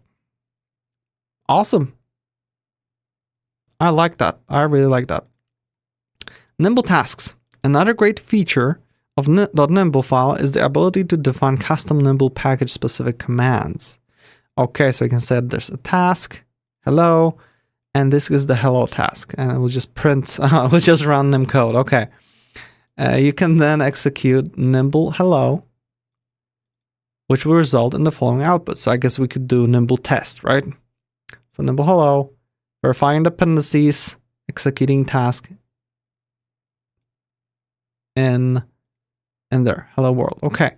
You can also check what tasks are supported by the package in the current directory by using nimble tasks command. Okay, so let's see if when we have no tasks, if I'll run nimble tasks, right? Nimble tasks, nothing. Okay. I want to see if that works. We go to our Nimble and we specify the task, right? Let's just add a nice comment, tasks, bam, and we do Nimble hello. Yes, we got hello. That's awesome. And when we specify tasks, we even get like a nice description. I like that it includes description. And it prints it out here. You don't have to deal with, like relying just on comments. Okay. You can place any Nim code inside these tasks as long as that code does not access the FFI. FFI is, I guess, it's not trying to interact with C code. The Nim script module and Nim's standard library defines additional functionality, such as the ability to execute external processes, which makes this feature very powerful. Open a new card and I'll read that in free time. Nimble provides an API that adds even more functionality. For example, you can specify pre- and post hooks for any Nimble command, including commands that you define yourself. To do this, you can add something like the following. Before hello, we do something before it. Okay. That results in the following output when nimble hello executed. About to call hello. Yeah, it just does before hello and then does something. Similar to this, an after block is also available for post hooks, which are executed after Nimble finishes executing a command. You can also return false from these blocks to stop further execution. Oh. Tasks support 2 kinds of flags. Nimble, compilation flags, task and run flags. Compile flags are those specified before the task name and are forwarded to Nim compiler that runs the .nimble task. Okay.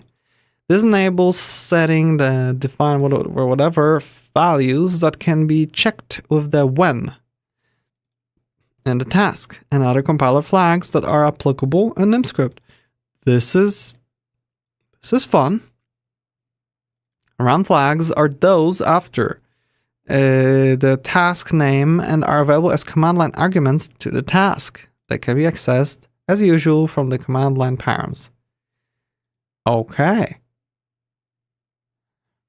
In order to forward compiler flags to exec nim something something calls executed within a custom task, the user needs to specify these flags as run flags, which will then need to be manually accessed and forwarded in the task.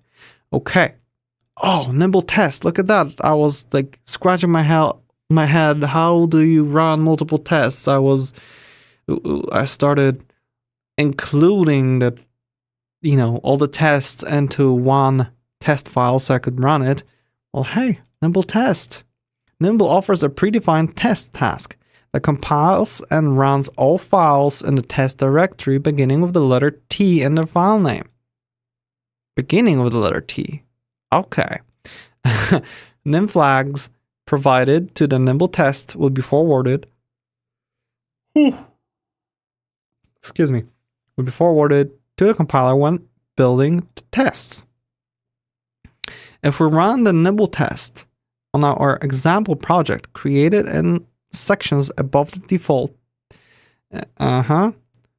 if we run Nimble tests on our example project, the default test/test1 nim pre-populated with one test will run with the following output. Okay, and just goes for it. Perfect. We don't need to do a bunch of stuff. You may wish to override the default test task in your Nimble file. Here are a real-world example of a custom test task, which runs tests from 7 different test files. So we have task, test, general tests, and for a file in... okay, so we just specify which files, and do that, and then a bunch of other files, and do that. Can you specify just, hey, give me all the files? I guess it will be fun to look into what that predefined task does. Nimble C command can be used by developers to compile individual modules of the package. Okay, like Nimble compile. All options passed to Nimble will be passed. Okay, great. Nimble build command is mostly used by developers who want to test building their Nimble package. This command will build the package with default flags. Okay. Includes stack traces, but no GPT. Okay. The install command will build the package in release mode instead. Okay, so this install will actually build the package. Okay. Nim flags provided to Nimble build will be forwarded to the compiler. And Nimble run can be used to build and run any binary specified in your package's bin list. The binary needs to be specified after any compilation flags if there are several binaries defined.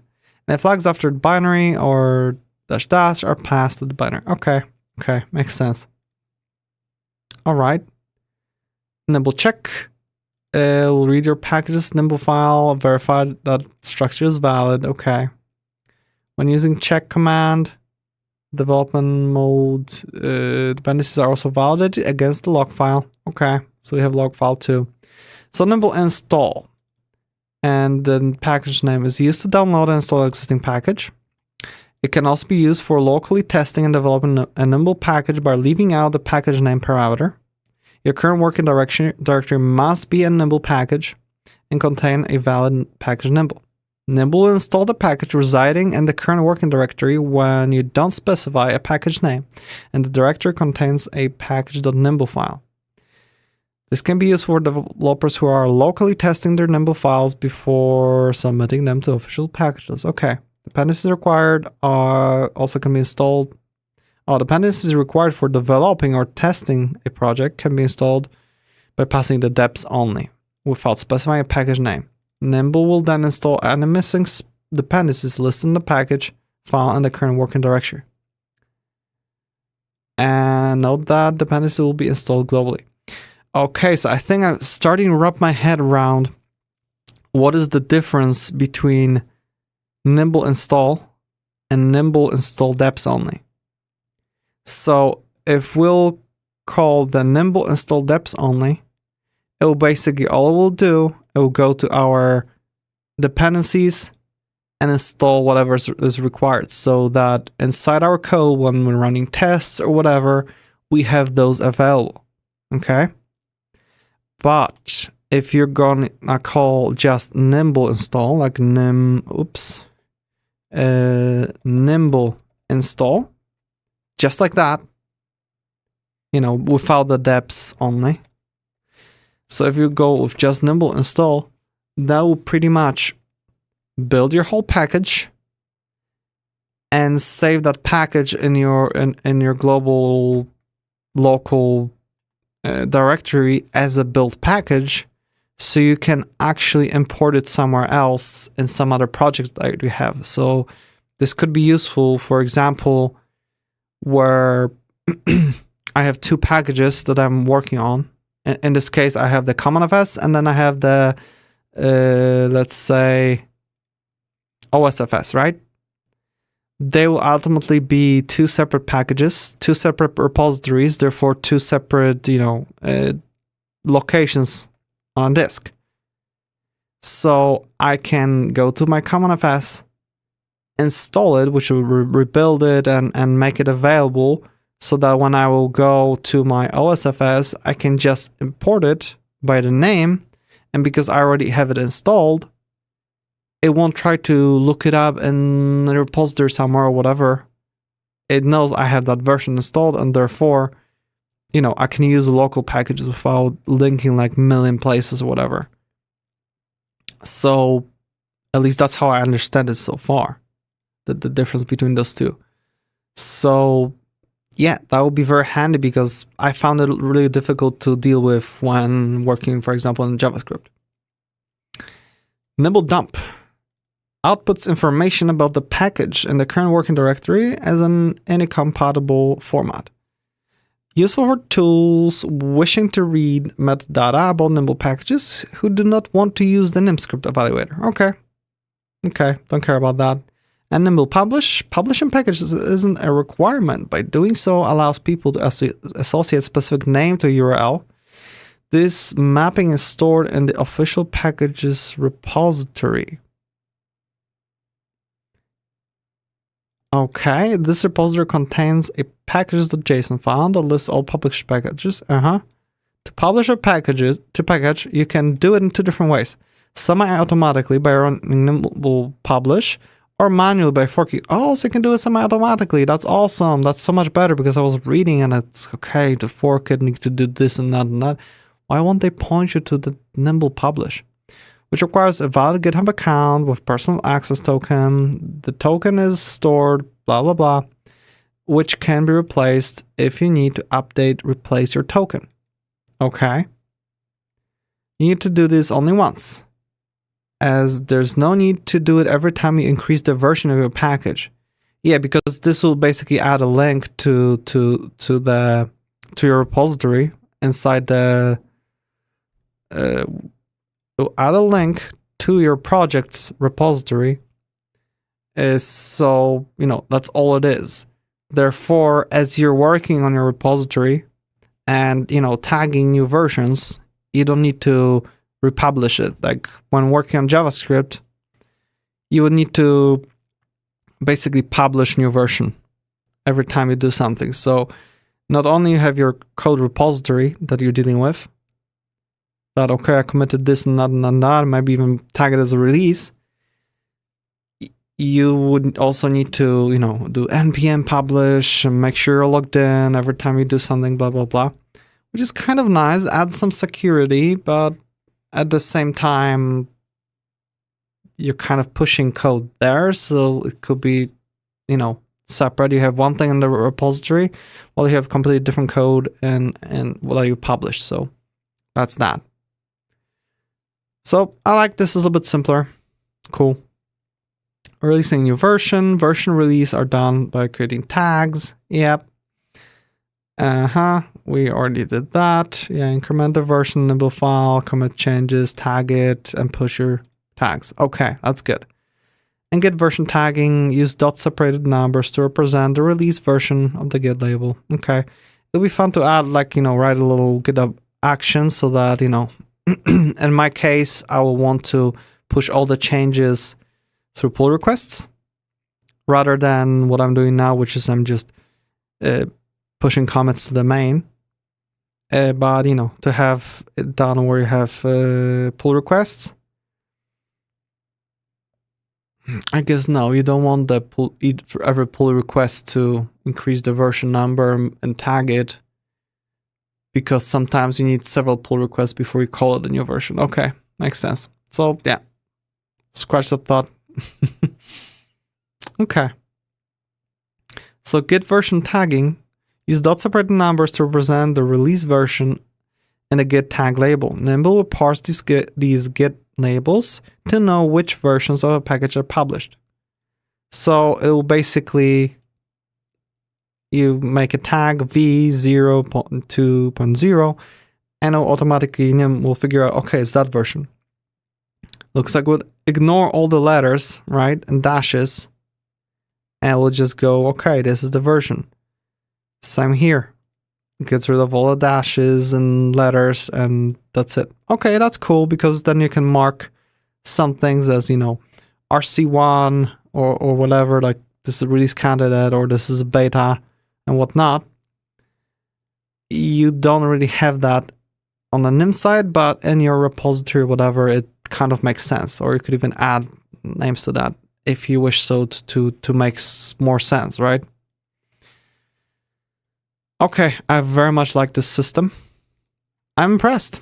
Okay, I'm impressed. I'm not impressed by the documentation, but I'm impressed by the kind of idea. That's cool.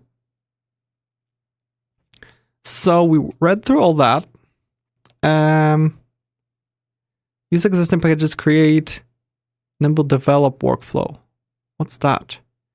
This guide assumes you are already familiar with creating a new Nimble package. Yeah. Here you will learn how to use Nimble develop to update the dependencies of your package. First, we will list and explain all commands connected to this workflow. And at the bottom of the page, you'll see the example of using them in praxis. I guess in practice? Nimble setup. The Nimble setup command creates a Nimble paths file containing file system paths to the dependencies. It also includes the paths file and the config.nims file. By creating it if it does not already exist, to make them available to the compiler. The command also adds nimble.develop and nimble.paths files to the git ignore file. So a Nimble paths file is user specific and must not be committed. Okay.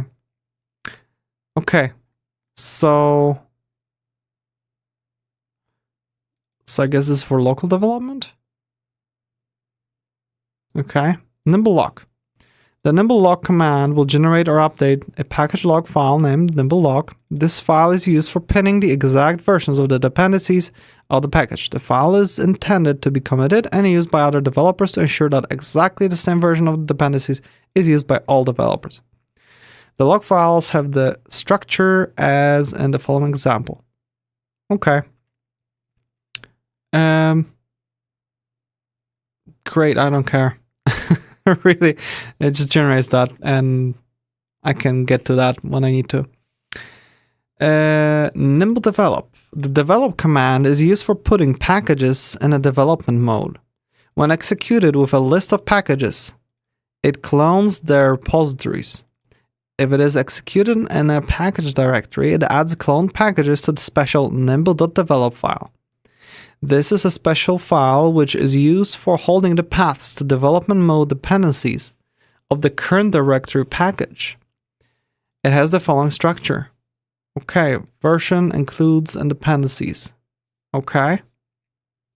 The format for included develop files is the same as the project's develop file.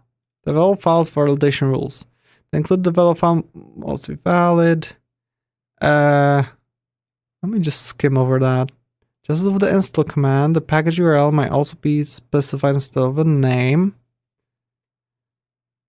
Okay, commands, bunch of options, path create, add, path include. Ooh.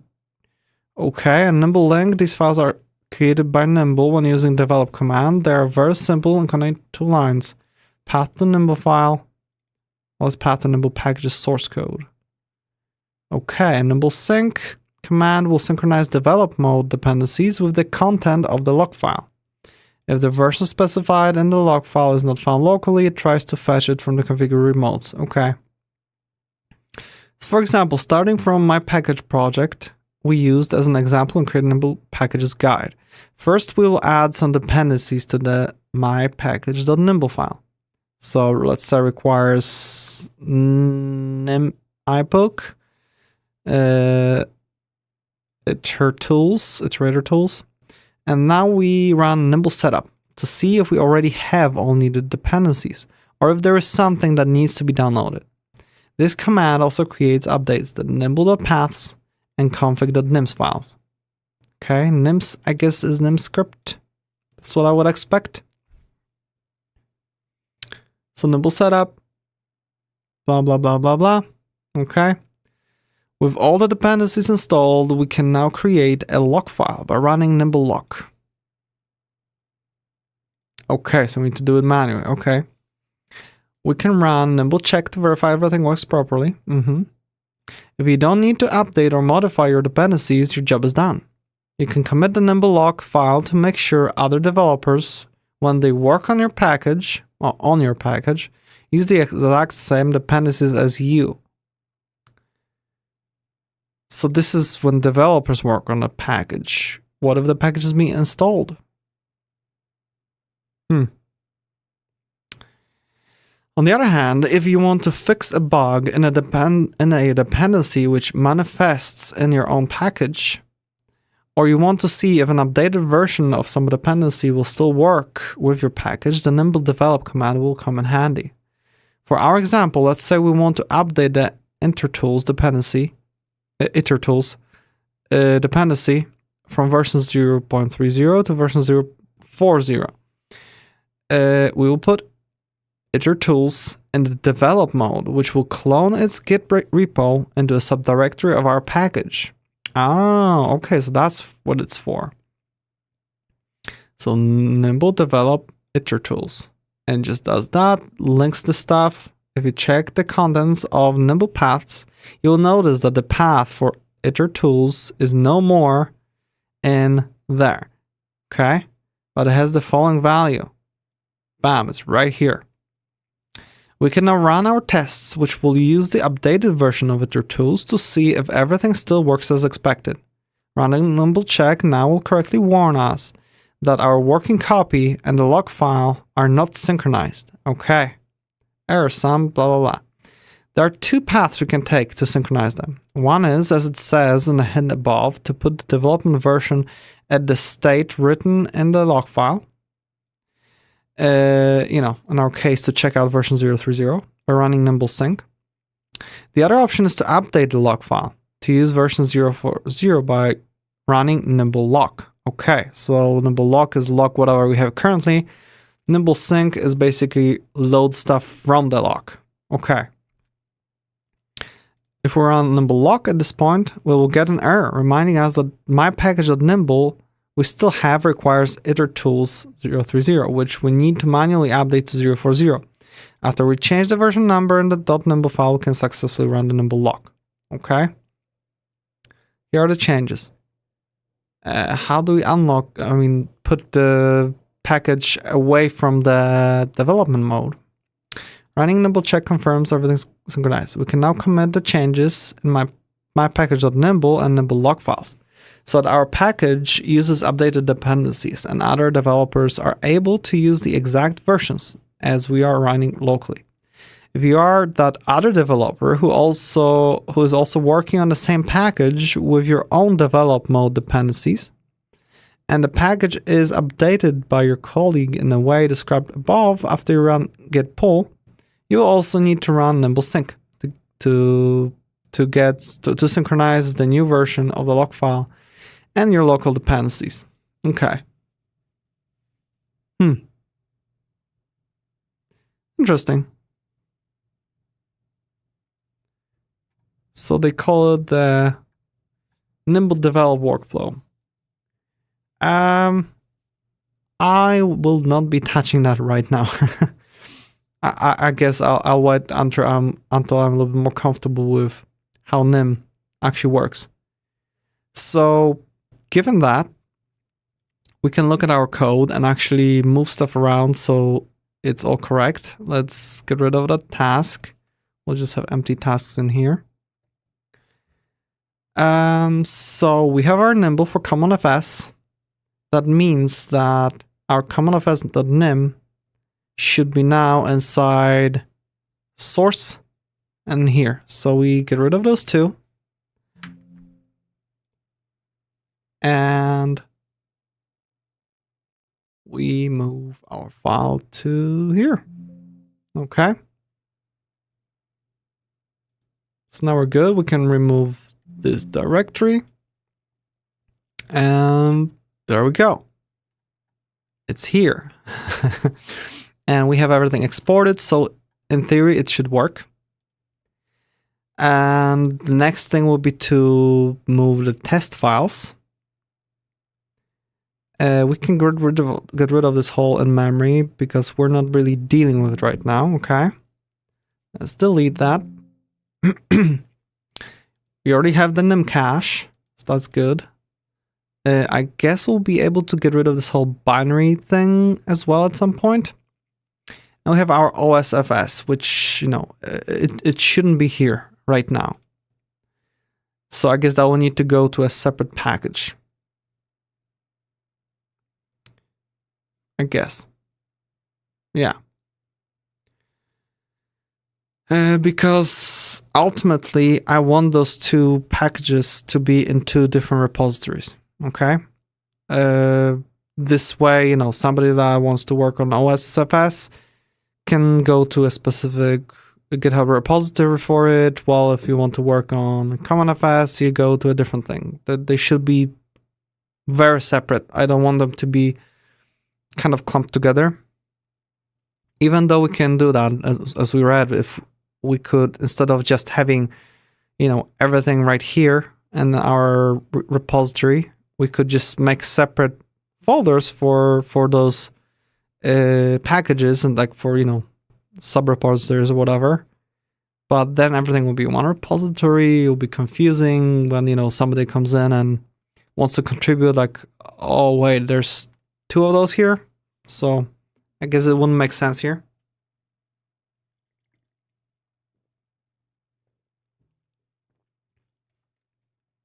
So, So I guess we could create a separate repository right now to specify that we want to have this OSFS. And for now, we would just, you know, not publish the package yet. Do some other stuff. I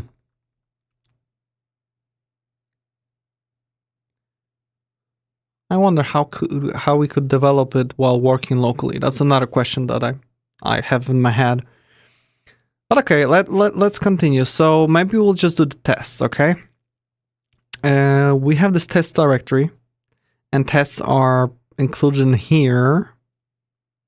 Does it go through subdirectories? That's a question, because I would like it to go through subdirectories too, because I want to separate my tests in case I have, you know, like a lot of them.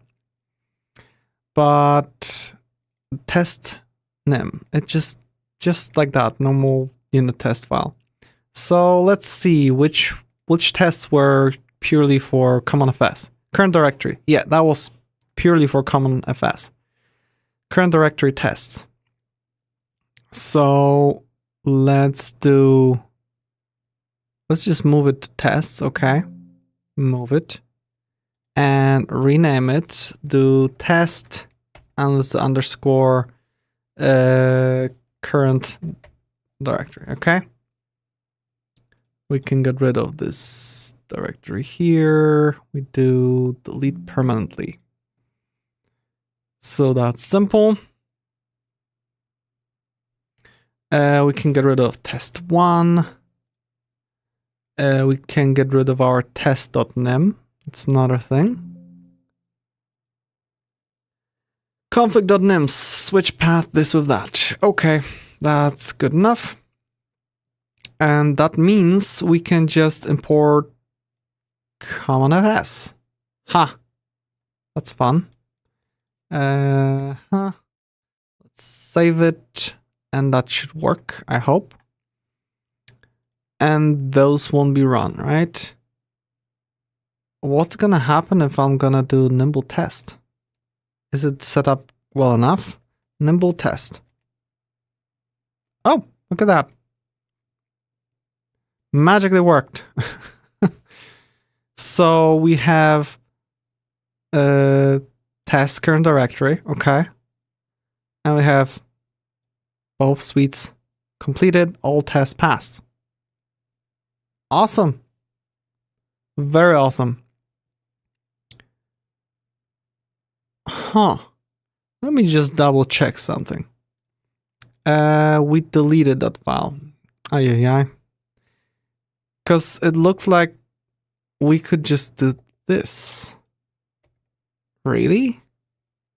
And let's do Nimble test. Still works.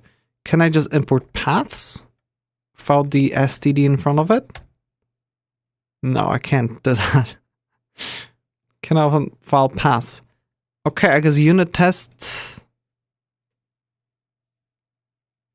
Oh, I think I know what's going on. Maybe the standard unit test is available from both standard library and as a separate package. Let's just keep std the way it was defined there. We'll switch to unit test 2 at some point. Okay. I wonder if there are like separate development dependencies or something instead of normal one. Okay, Yanakali comes in with another great answer.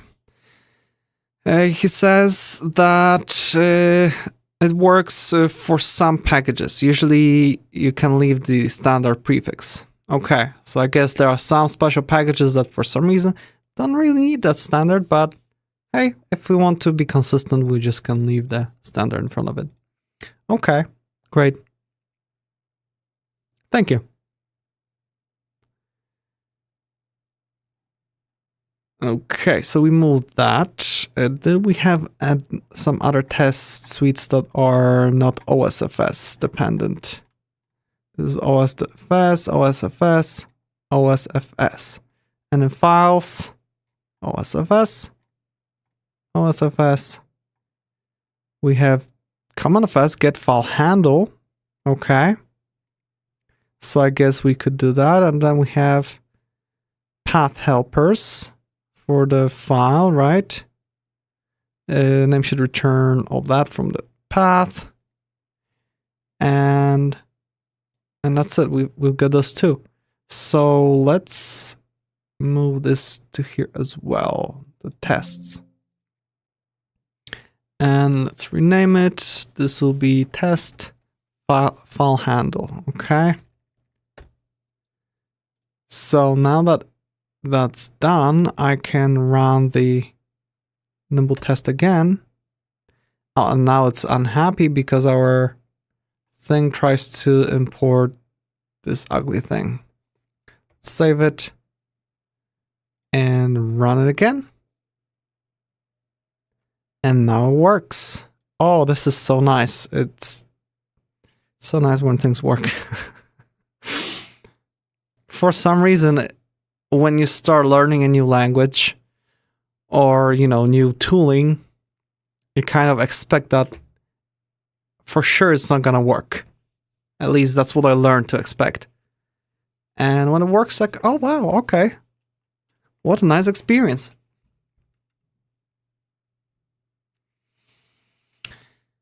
Okay, so we got those two test files. All those will be for the OSFS. So that's that, and we have it here still. So what can we do? So for now, let's create a new wait, not new file. Let's create new folder. Wait, what? Let's just click search. CommonFS, create, not find new folder. New folder. Let's call it src. Okay, so we have it here. And we'll put that in there. And then we also in here create the tests. So we can basically take all those and just shove them into tests here. So that we don't have it here. We get rid of those two directories. Okay, that looks better. Much better. We have the Nimble file here, license. If for now we'll leave the quick font for here and here. Temporary code runner file.nim. What the hell is that? Can I delete it? Okay. So what if I'm gonna run it? Okay, nothing appeared here. So I don't know where that came from. Okay, cleaning up. Temp exists here just because we're running tests. And that's the ugly part. I guess we could set up that, hey, what's the path for those tests and whatnot. Right now it's from within the repository, so we have it in git ignore and it should be good enough. That's the ugly part about dealing with tests and file system. You just have the thing there. And, you know, you need to test them somewhere. And that's why I'm making this library, so other project that I'll be building, when testing, it won't be relying on the hard drive, it will be testing in memory. So it's going to be fast and nice and complex because, I mean, it will be just fast because I'll have lots of complex tests that deal with lots of files, moving whole directories and whatnot. So don't really want that inside the, you know, running all those complex file system tests somewhere in whatever GitHub action. That would be that wouldn't be fun. Okay, so let's close all those files. And I guess we need to create a separate repo for the other thing. So let's get to our CommonFS. Let's duplicate it. And let's do something like new repository. Okay.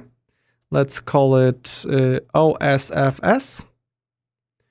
And well, what could we call it? How do we describe it? Implementation of CommonFS abstraction for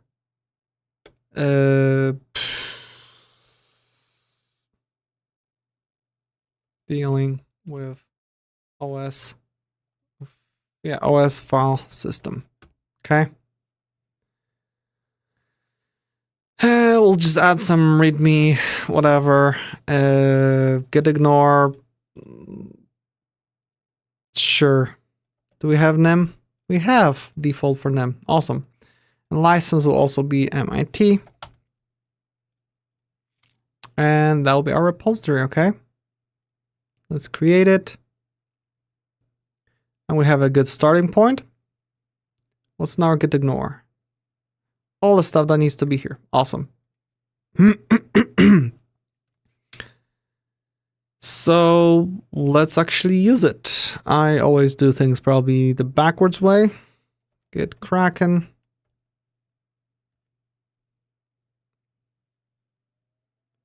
Let's clone it. Clone a repo. And it will be OSFS. Yep, clone it. Open it. Okay, we've got the repo, so yeah, so we can basically can I open another one? Yes, I can have two of them. Awesome.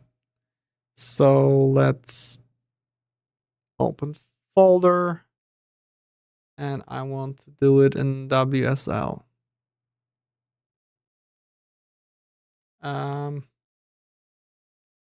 Like remote or something. How on earth did I open it initially? I don't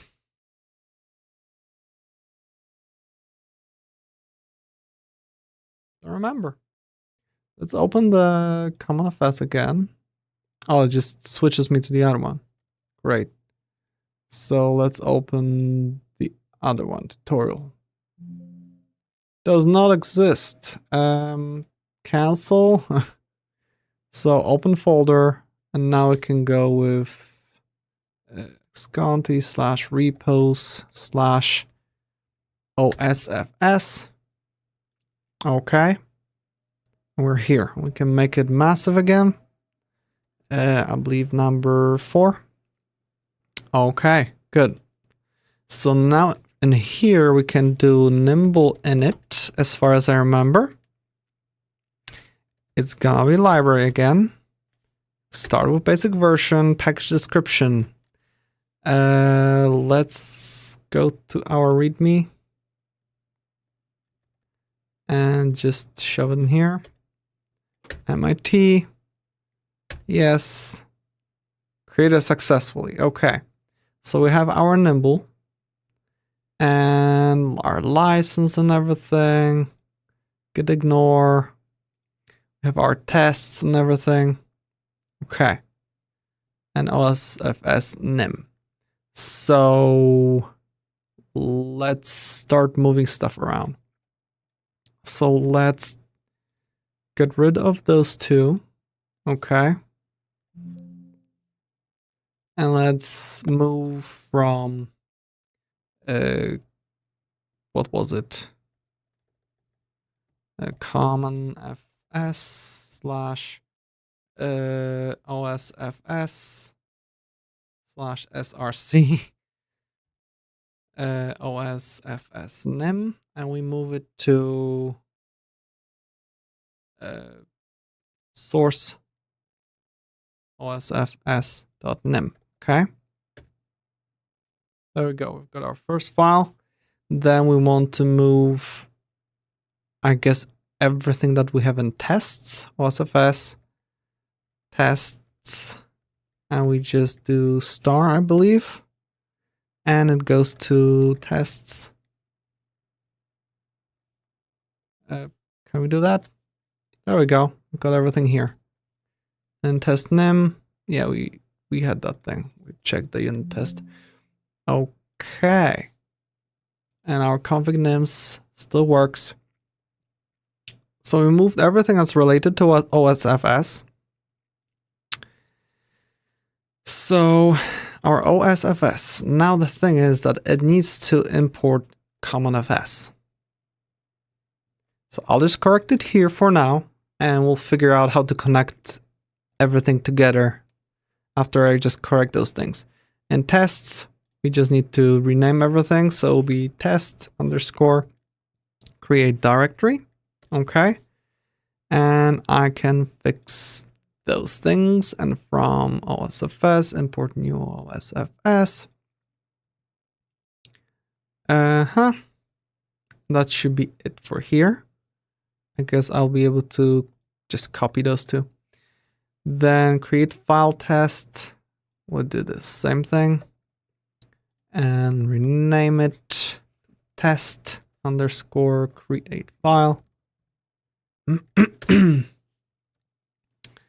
Then we have directory exists. A little bit repetitive, but we'll be done in a second.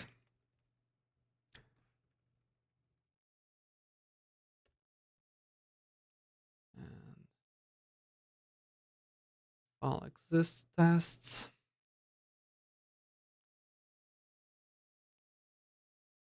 And we have 2 more left.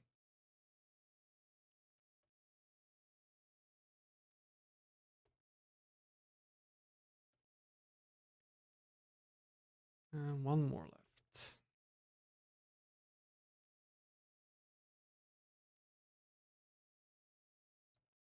Okay, we save it. So we moved everything. And now the only thing is that in our OSFS Nimble, we would need to do something like requires. And we want CommonFS version 0.1.0. But the thing is that we don't have a way to have it yet. So I see two ways of doing that. Either actually committing everything to the repository and therefore dealing with, like untested code or whatever. But to be honest, I would like to be able to just, quickly switch like, okay, here's my CommonFS. I made some changes, and save file, switch back here and have it working here. I'd like that, but how do I refer between those two? That's the question here. I am not sure. I guess those, I wonder if, when we go back to the descriptions, where was it? Nimble develop workflow. Here they said that this Nimble setup creates the nimble.paths file containing file system paths to the dependencies. Okay, it also includes the paths file and the config nims file, but creating if it doesn't exist yet. So before I do that, let's just commit those two things, those two changes. So in our CommonFS, we can just verify that everything from here was moved. Yeah, OSFS, everything moved. So we do delete permanently. And yeah, so let's go to Git Kraken and our CommonFS, and we should be able to basically commit our changes. We have our .nimble. Yeah, let's start with that. We removed in memory OSFS, all the tests that didn't really, fit that specific directory. We moved our main file. We created the config nims for tests, and we renamed our tests. Okay, so let's do setup Nimble package. Move OSFS to a separate repo. Okay. So we commit it and we push it. And I don't want to tag it as a version yet because I don't think it's, a valid version yet. So inside OSFS, I'll push all the changes for now as well, right? We just do all this stuff here. And I want to do a move from CommonFS repo. Okay, just moved it here. I pushed it and we have the package set up. So that was simple. So we want to be able to use our CommonFS from within the OSFS, okay? So let's see how we can do it. Let's just close all, okay? Can you switch here? No, you can't. ES code sometimes sucks. On IntelliJ IDE, I will be able to just switch between completely separate projects that are open, separate windows, just here with a drop down. Not such fancy things in VS Code, unfortunately. So what was this command? Nimble setup. Let's see what happens if we're gonna run it, okay? Nimble setup. Error, CommonFS not found. That's the idea.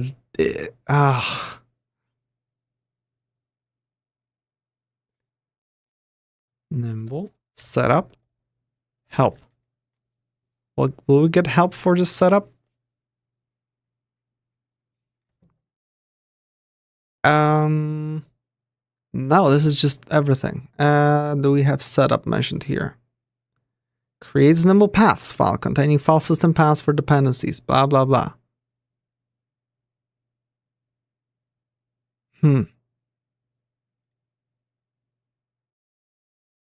So we won't have anything.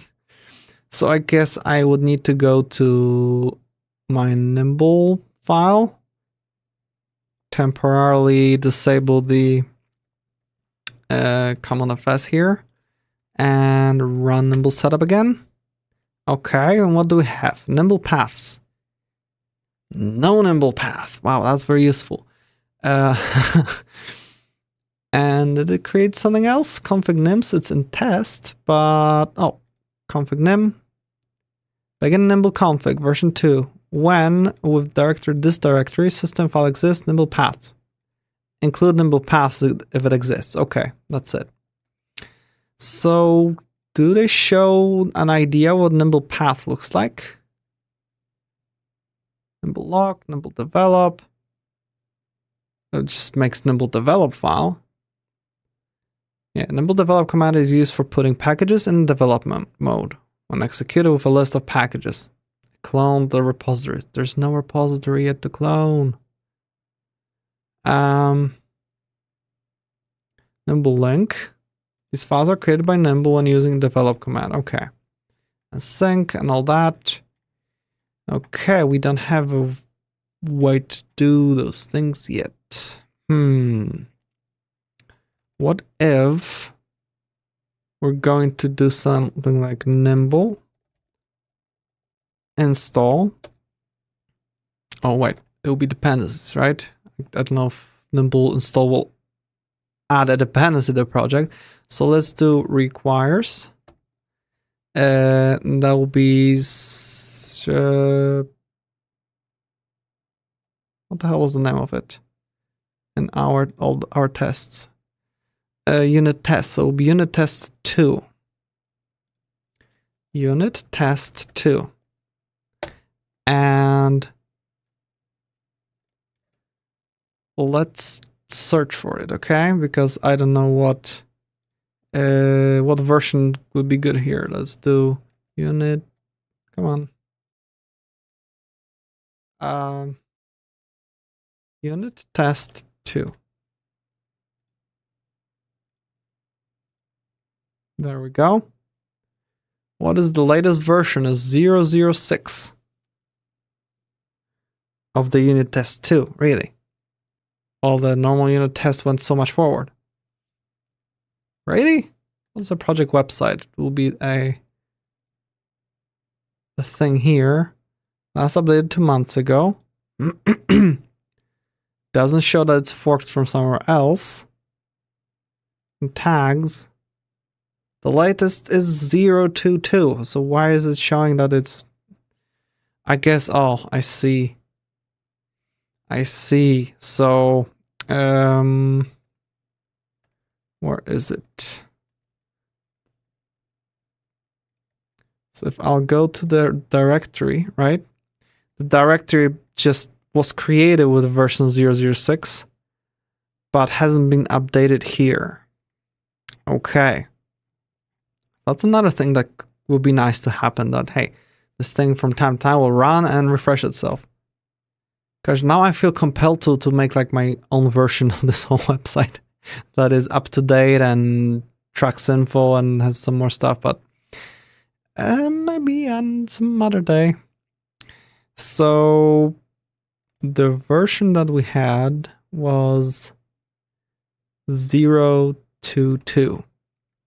So let's do OSFS is 0.22.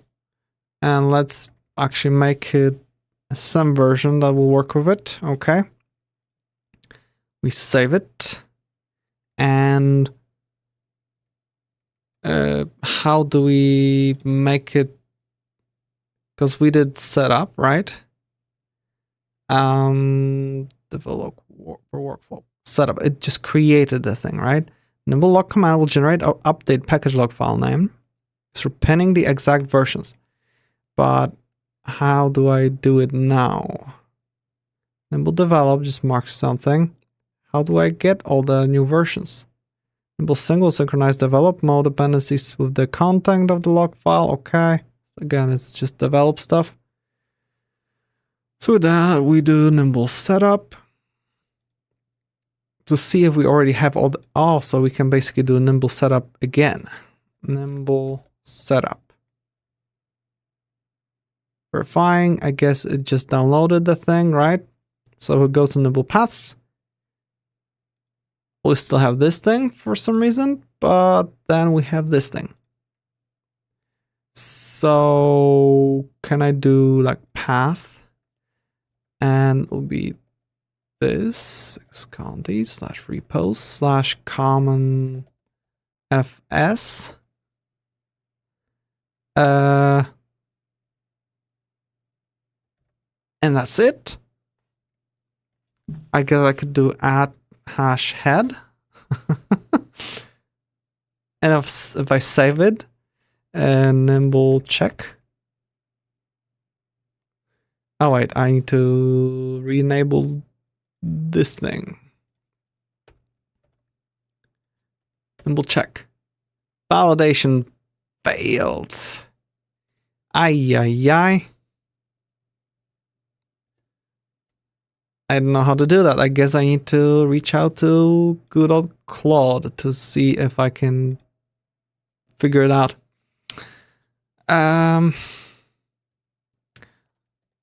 Let's give it some context. I'm learning the Nim programming language.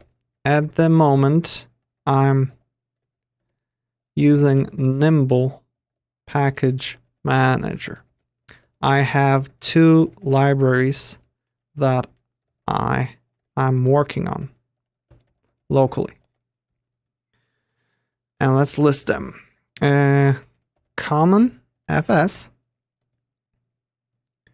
which describes which contains a base. I forgot a git tag. Well, the thing is that I'm not trying to. What I'm trying to do, yeah, because Jack Ali says that I probably forgot the git tag to specify a version. Oh, you're saying that I could specify a version locally. Oh, but I will be pushed too, right? So what I'm trying to say is that I have the CommonFS in one directory, okay, and I have the OSFS in the other directory. So I go to OSFS, which will be here, my OSFS. And the thing is that I want to require the CommonFS to have it as a dependency, but I want to target whatever is locally on my disk, on my hard drive. But I don't want to be required to push that code and tag it in a Git repository first. Because let's say I quickly went to CommonFS and I needed to make a little change, I don't know, and here, I don't know, add echo hi there, right? Because I'm just doing quick debugging, okay?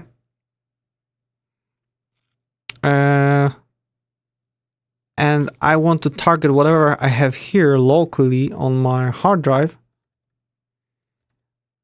without pulling it from the GitHub repository.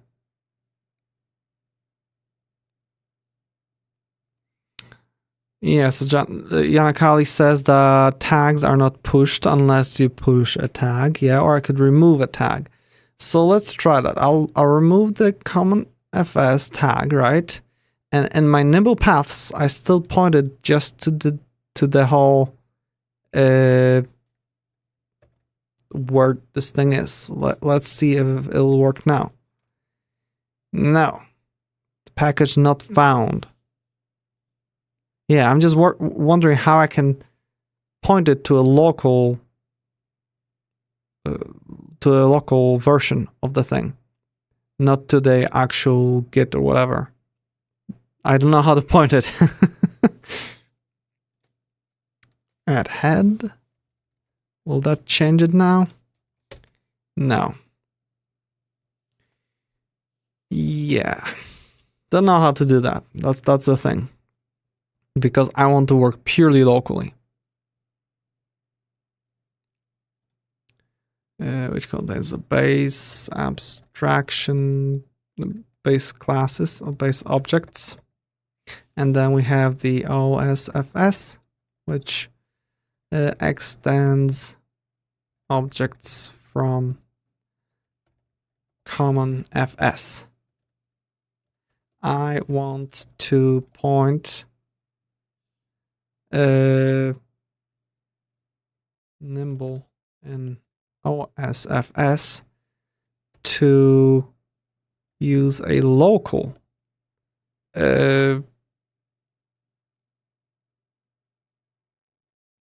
CommonFS whatever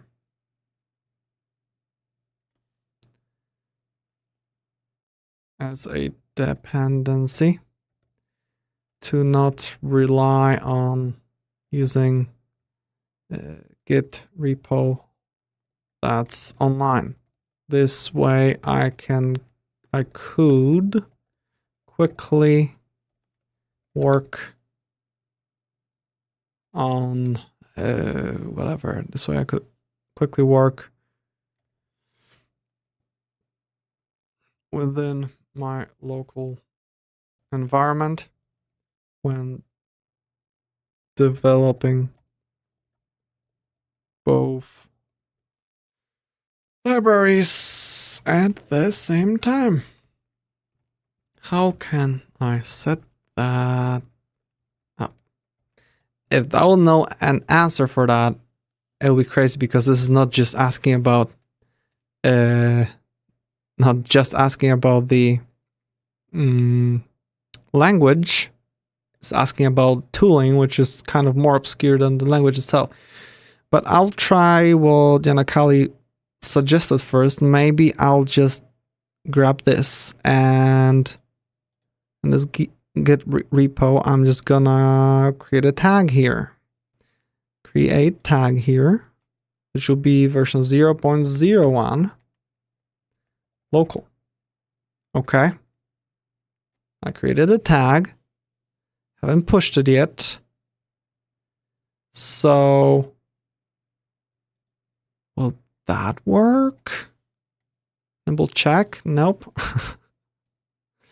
I don't think it knows how to even respect that. It's like, nope, won't work. Unless I need to go, yeah, that doesn't have an version either. Ay. Let me just see what Claude said. To set Nimble to a local dependency for your OSFS, you can use the path option in OSFS Nimble file. That's how you can configure it. Locate require section. Instead of using Git repository URL for use the path option, followed by relative absolute path. Requires gonna path this. Okay. That would work for local. But that means that suddenly I need to have my separate Nimble file for development.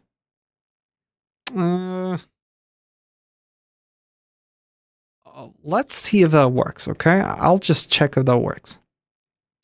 Let's do this.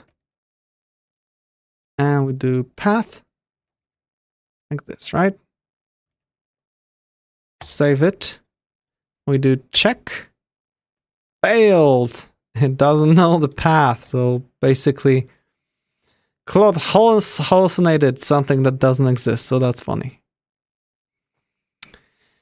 Ay. Okay, so I guess I could try something yet different. Let's just make it here. We want version at least 1.0, right?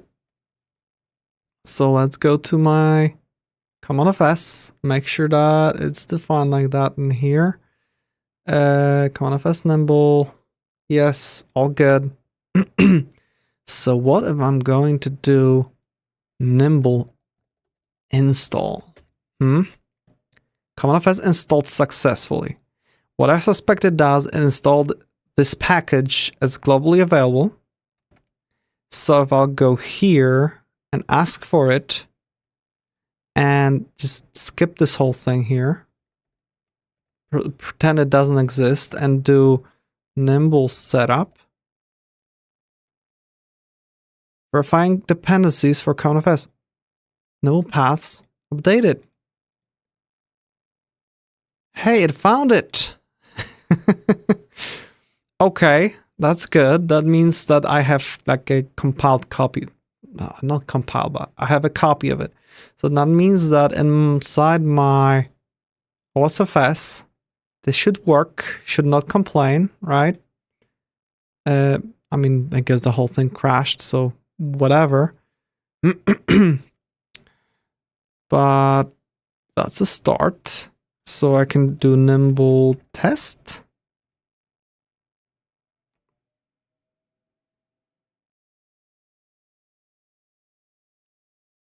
Look at that, everything worked. So our test went through create directory, went through create file, directory exists, file exists, remove directory, remove file. Awesome. Okay, that's progress. So if I would want to do something that breaks the whole thing, right? Just for testing, in CommonFS, let's say I will do something bad. Let's say that I will do current directory and it will return it with some extra, like, whatever, okay? Something that shouldn't work because it will break tests. So if I'll go back to my to the OSFS and test it again, it shouldn't change, right? Yeah, because it runs on the other copy. But if I'll go back to my CommonFS and run the Nimble install, it should replace it, right?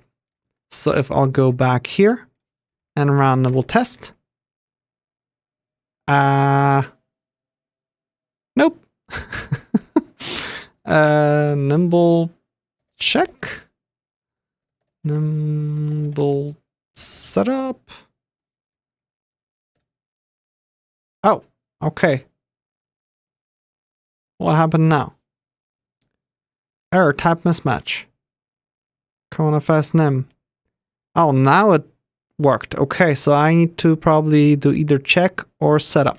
So let's do it again. Whatever dot path. Okay, because now it should remove that error. Now we'll just should cause just test to fail.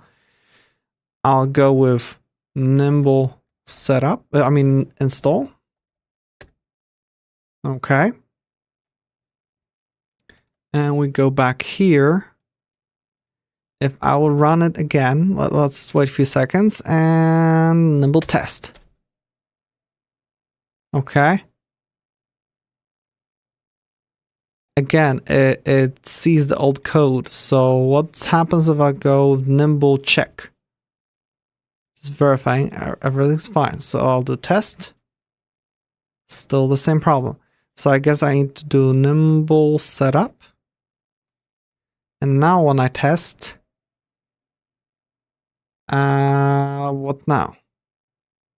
Yep, compiled, but we have problems when running tests. should create a directory using relative path. Now we have that mismatch, so that works. Okay, so we know the procedure.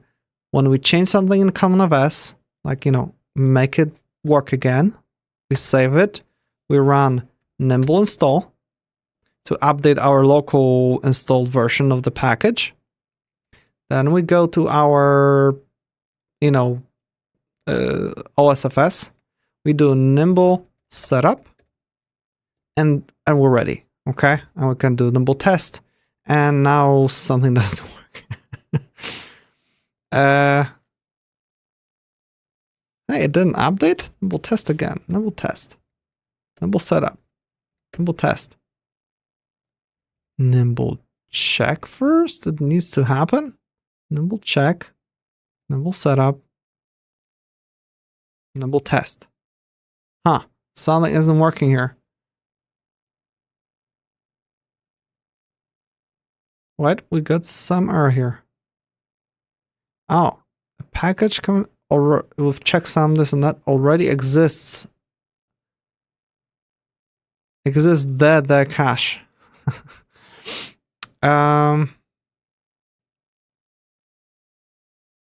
Okay. Let me just copy that. I want to submit some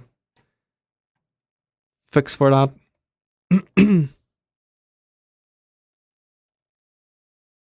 Okay. So how can I override it? Nimble help. Do we have more data about install?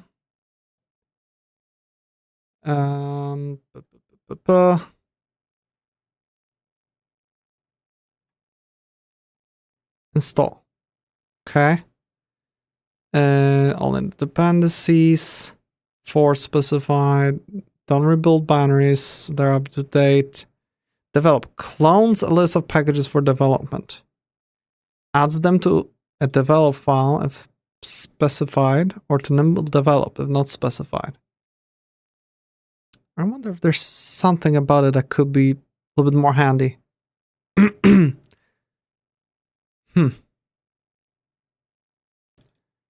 With dependencies, develop file, path, add path, remove path, include, exclude global. And that's it.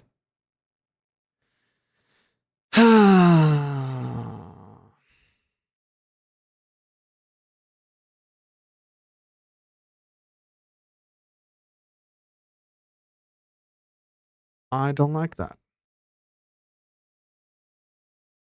I want to reinstall my thing. I guess it has the checksum. So really, I will need to go and hi, this is my new Nimble thing, and I want to have that other version, and then I will need to uninstall a million versions in between.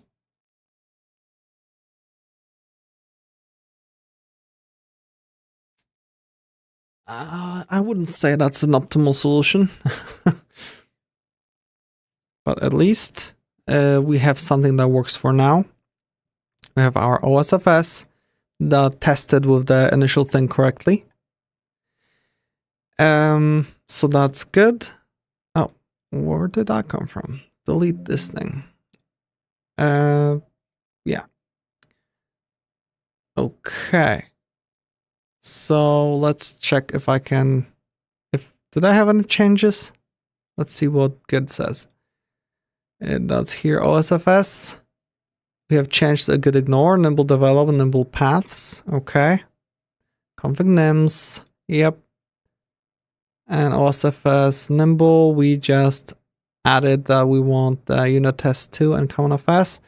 But no, let's actually go to our Nimble, remove the unit test 2 for now. Let's just have CommonFS version 1.0.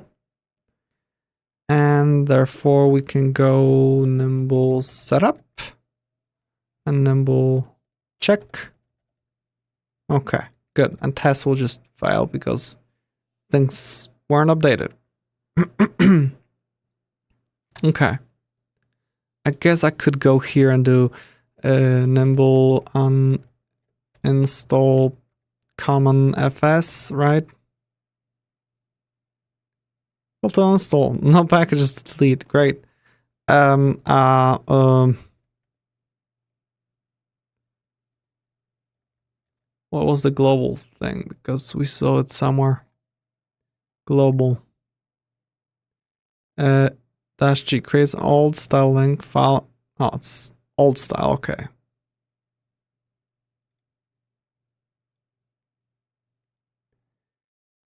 Okay, so whatever. Package a given path from a specified develop file. Okay, so this develop file, that there must be something about it. I guess I'll need to ask around in Discord and tooling to get it fixed. But as we're finishing now, I just wanted to make sure that this is updated because we don't want other dependencies. Let's go here. I'll be able to commit those here. And test, create directory. I guess when a test fails, it just shoves it here. A binary, like, seriously? That's ugly. I really don't like it. It should go to some other temporary place rather than here. But hey, it's a start. So we've got that and yeah, get ignored nims, nimble.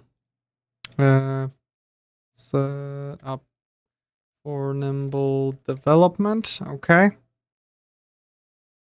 Include no, we already have the dependency. Yeah, we just updated that for a specific server.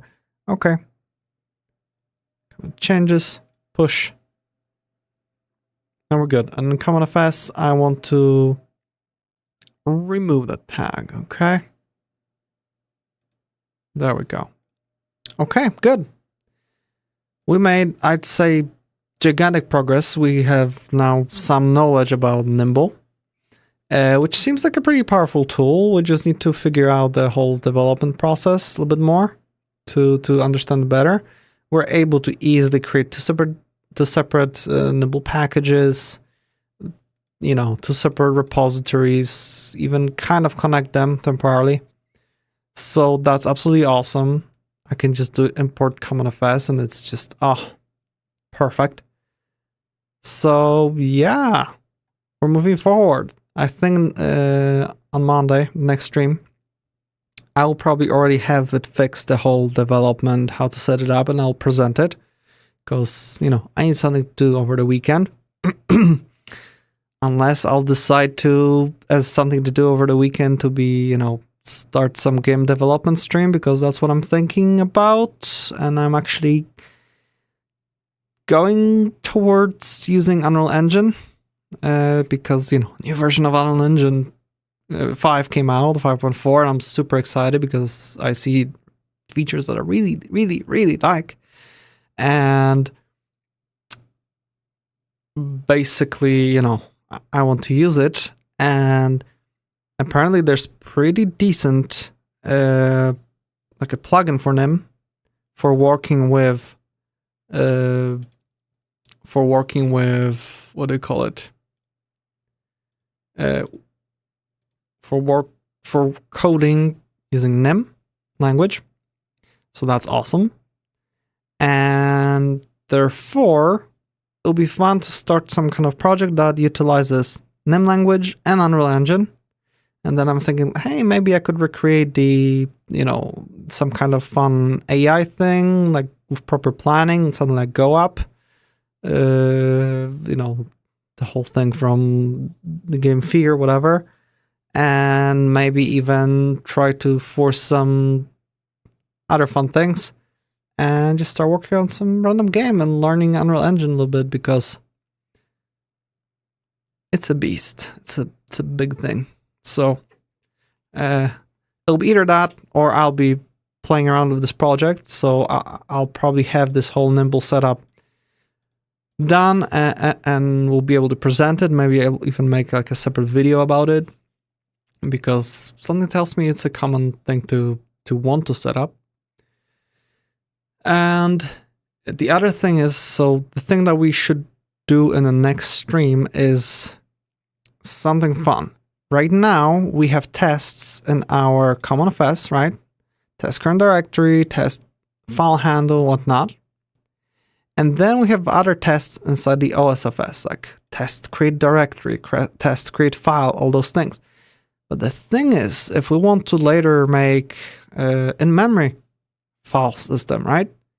We will basically need to copy paste all those tests, all of them, because they just test the basic functionality of how the whole thing should work.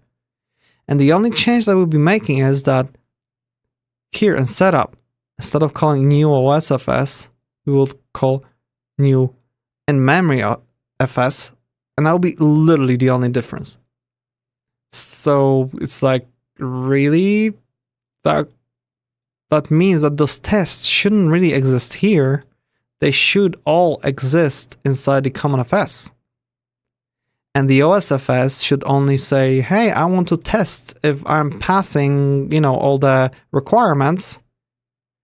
So it can run, the only test will be like, tests, requirements or whatever. And that should lead it to, execute all the tests from the CommonFS. And you just provide it with like, hey, this is the constructor, use that. And that's the only thing that the tests should really know. So I guess that will be for the next stream. We will set something like that up.